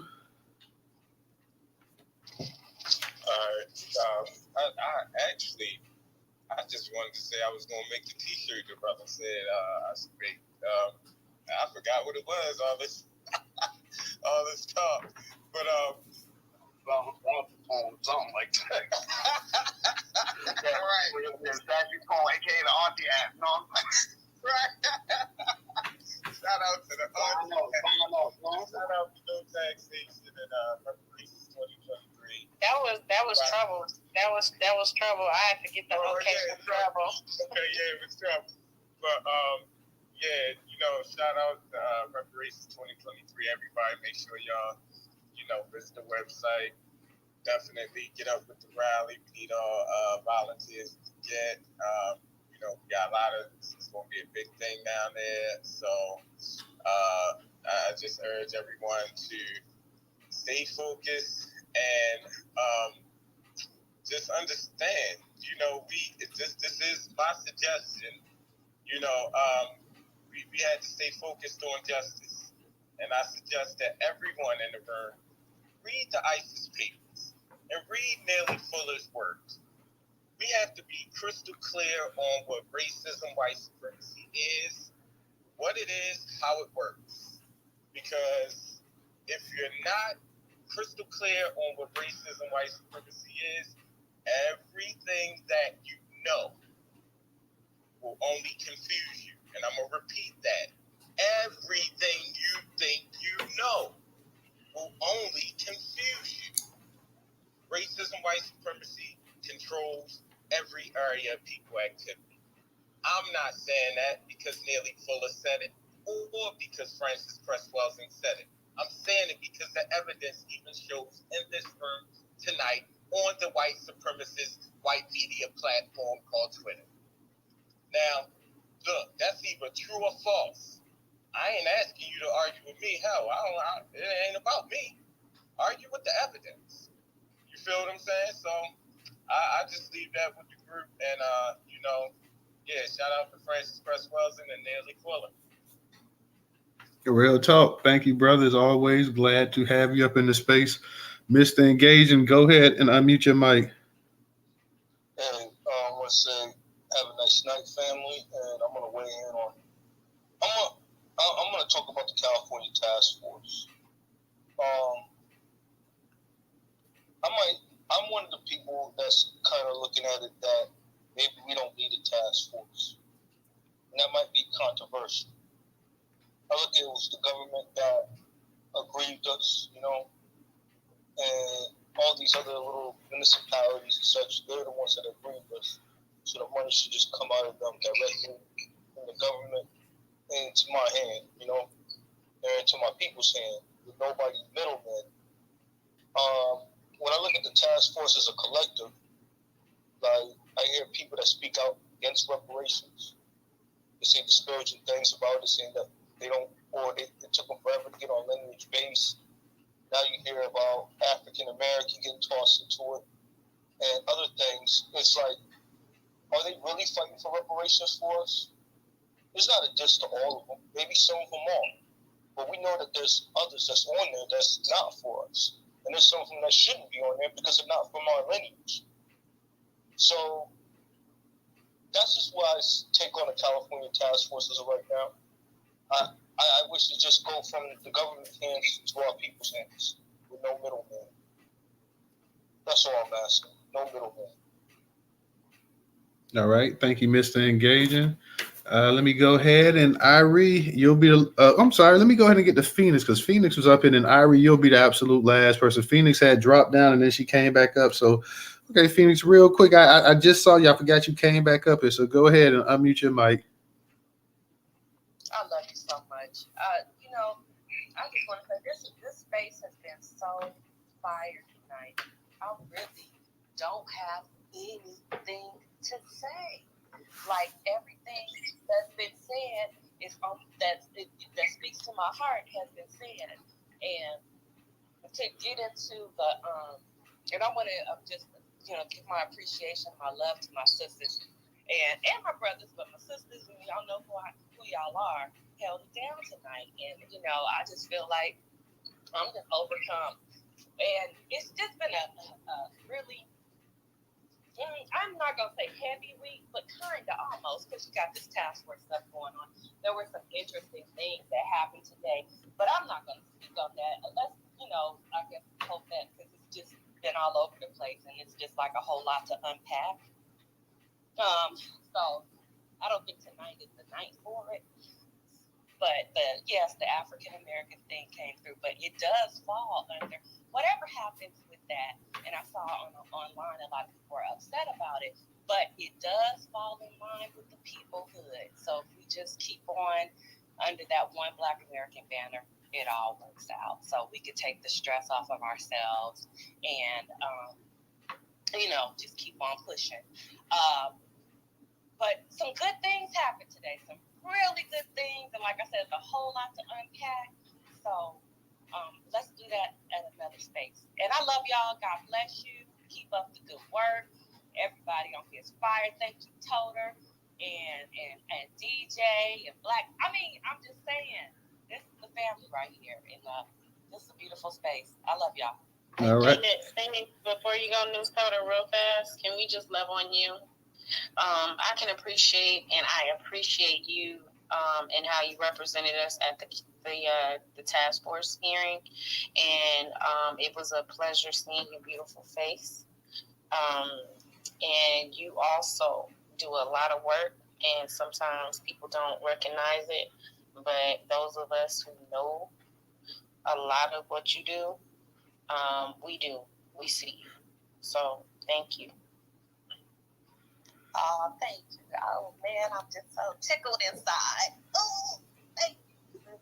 Yeah, thank you, Phoenix, and thank you to everybody in the space as well tonight. Everybody, I know we got there's some opposing point of views and everything and whatnot, but it's still been a good space as well too. So I definitely miss engaging. I seen that simping shit again. I seen it. So ain't no simping here. I told you that.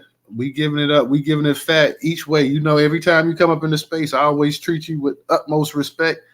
But at the same time, I try to, I got to try to moderate it as fair as possible as well, too, which ain't easy in these spaces. Let's be honest. So I see my man Irie is down here. Irie, you the last speaker for the night, and you came in last, Irie. So what's going on? Definitely interested to hear what you got to say. Newstoter, We Built It got kicked out, and that's the guy that's requesting. He had to leave. I don't see him requesting. Yeah, he got kicked out for some reason, and he's requesting. I don't see him.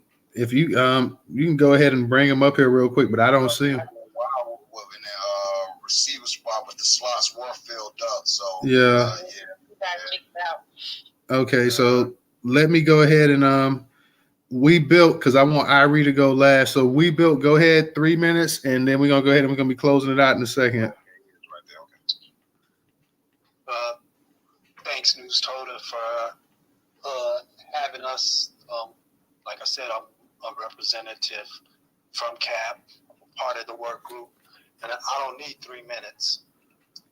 All I have to say is unity for community, period. I mean, if we know that the office management and budget is part of allocating resources, not through our opinion, our facts, our ideology, however you guys want to put it. We all could come up and give a long-lasting speech on history and all the ideologies and all what we want to be called, but all in all, the OMB is going to make that decision. So is it going to make it easier for them to deny one of us? Now, if we all come at the OMB, is it going to be harder for them to deny all of us? Period. Not me saying I'm American freedman, because I am. And if I ever file litigation, that's what I will be filing it up under, American freedman. And if I win, yes, I want FBA, Negro, Black American, whatever you identify, is to get the same resources. For me, your children get the same resources, your grandchildren, our next generations, all get the same that I'm fighting for mine for. And like my sister said, I mean, we have 9 days. Make it 10. April 12th is the end. And if they choose for us, we have another 27 years to come back and fight. 27 years. When they're telling us black wealth by 2053 will be zero. So how are we going to fight? And I'll land at that. Thank you again, Newstoter. Appreciate it. No problem. Appreciate it. Let me go ahead and get to Irie. Irie, you're gonna be the last speaker for the night, so we're gonna go ahead and close this thing out after that. So go ahead, Irie, you got it.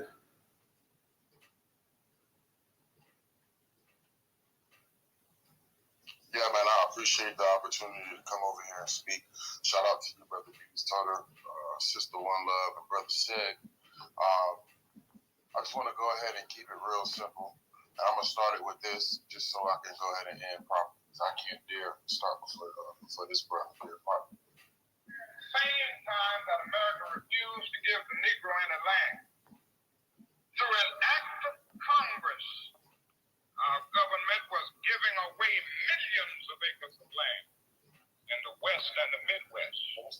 case somebody might have missed what I was trying to get to. At the very same time that America refused to give the Negro any land, through an act of Congress, our government was giving away millions of acres of land in the West and the Midwest, which meant that it was willing to undergird its white peasants from Europe with an economic floor. But not only did they give the land, they built land-grant colleges with government money to teach them how to farm. Not only that, they provided county agents, further their expertise in farming. Not only that, they provided low interest rates in order that they could mechanize their farm. Not only that, today many of these people are receiving millions of dollars in federal subsidies not to farm, and they are the very people telling the black man that he ought to lift himself by his own bootstraps. This is what we are faced with, and this is the reality. Now, when we come to Washington in this campaign, we are coming to get our check. So when we talk about that, shout out to the first pioneer to go to Washington. I mean, a lot of people can say, you know, we got the mother Audley Moore and stuff like that. And much praise and due respect to her too, because she even wrote Money for the Negroes as a Pan-African queen. And this is not to denigrate what she was doing, but Dr. Martin Luther King got his brains blown out to go and get our check. The thing about it is this: I threw it up in the jumbotron. This is to speak to the topic of the room, so nobody think this is just Negro promotions. The California reparations and what they were saying with African American, our people didn't like that, but you see who words that it came from. It came from the mouth of a foreign person who was literally sitting on the board for reparations for our people, who they may have the audacity to say what he said. And if you read their faces, you could tell exactly what was going on. It looks like the American Negro to the left of him should have said something, but she looked like she was compelled to remain neutral or silent on the matter. Also, if you look in the Jumbotron, you'll see to the right of that, it says Malcolm X, Allen, set opposite solutions to full integration of American Negro. That's in 1961. After it was uncovered that Malcolm X information that was over there. So that's up in the Jumbotron as well, with a link to it as well. Fourth from the left in the Jumbotron is Special Field Order 15, literally in full text to literally show that every piece of legislation that was given to these immigrants, these European peasants, what was given to them to give them an economic floor, you see we had that and much more in Special Field Order 15. And also the thing that I wanted to speak to, which was this motion right here, O&B is currently seeking to remove Negro, meaning Negro is clearly on the books. And I'll read. Current Federal Register Notice, initial proposal number 4, terminology, update terminology in SPE 15. The working group proposes that SPD 15 make the following changes. So it's telling these people to make a change. The first thing on the fucking thing to change. The first thing on the thing to change, terminologies used within minimum categories, remove Negro from the Black or African American definition. So when people were running around here saying that we didn't go to the O&B in time and we should have did the work, and they stacked the chips and stacked the deck 200 plus deep, 23 people present to this O&B board, the O&B board found you insufficient. That's why they rejected it and opened it back up again. All praise to the ancestors. For 75 more days. 7 plus 5 is 12. Holla if you hear me. They opened it back up because it did not reflect a proper denotation of a group's delineation. And they were specifically saying, we're going to get rid of Negro. This does not look like the proper demographics of people who are probably of this people group. Let's open it back up. When it opened back up, now the freedmen or people who had these ADOS and freedmen had to present themselves to the people, and the people have spoken. You don't hear many things about freedmen. Maybe they must have gotten the update that that's not allowed for a race and ethnicity conversation. I don't know. Maybe that's what it was. But it goes to say this. Negro is what they're trying to remove, meaning it's there. So if Negro's there, it's up to the Negro people who has Negro ancestors to go pick it up. So all this BS, babble dabble, fear mongering, fear propaganda, Edgar J. Hoover FBI building entry level understanding, the worst threat to American or white supremacy is Negro unity. You could not have missed that, especially walking in the doors every day from when you work at. The thing about it is this. You're not going to undermine what Edgar J. Hoover's fears were by coming under the hood people. You're not going to undermine Edgar J. Hoover's threat by proposing lily white flowers and smelly sunflowers that is blowing on a beautiful day. Even the narcissists smell good in the breeze. And I'll tell you this. Negro's there. It's already there. Fear-mongering and propagandering that there will be white people choosing another name for us without us first choosing the name that they're wanting to remove is an abdication of authority and duty. And one who has that duty is those whose ancestors have that paperwork. Maybe all these black people don't have that paperwork. And maybe they don't care for the removal of what's there. I yield at this. If you have ancestry that has Negro on any paperwork, death, birth, marriage, I don't care which one it is, in your lineage, if you do not go to the OMB, since we use fear propaganda of saying white people's going to name us if we don't choose it, since we use fear propaganda of saying if you don't pick Freedmen, you're not going to get reparations, since we use fear propaganda of saying if you're not going to get a Freedmen's Bureau, then you're not getting reparations, let's use fear propaganda now. If you don't choose Negro, you're going to allow the white man to wash you out of existence as a descendant of a Negro. Peace, power, and Negro reparations. And I left Special Field Order 15 up there for a reason. And it behooves you to read it. I don't give a fuck if you're Freedman, FBA, ADOS, B1, B2, F1, F2, FB, FU. It behooveth upon you to read it. I land. All right, Brother Ivory, glad to hear from you. Can I ask a quick question? Can I just ask a quick question? Well, no. We about to close this out real quick. Irie's the last speaker for the night, so we about to go ahead and close this thing out. I'm giving a shout out to Camilla Moore because she's up in the spot as well too. So Sister Camilla's up in here, so I want to go ahead and give her a shout out. But Irie's the last speaker, and I let him go a little bit over the actual time limit because he is last. He didn't get a chance to speak, so we closing this thing out. We've been going over 3 hours a night, so we're gonna close it out. Like I say, I'm giving a shout out to Camilla. If we had more time, I would have her come up here, but we've been going for a minute, and I got things to do, so we're gonna go ahead and get ready to close the space out for the night. Let me give a shout out to Mr. Engaging again and my sister Rera for their contribution on Cash App, and I appreciate everybody that came up in the space tonight, and all our speakers and the co-hosts, the listeners, everybody who donated as well too. We're gonna be back Sunday night. We're gonna have a special space. We're gonna be talking about the issues that's going on in Florida and the outright racial assault on Black history here in the month, led by the DeSantis and the GOP and the Florida Congress as well too. So we're going to be going in that night, Sunday night, 8 p.m. Eastern Standard Time. It's going to be a special Newstoter Twitter space.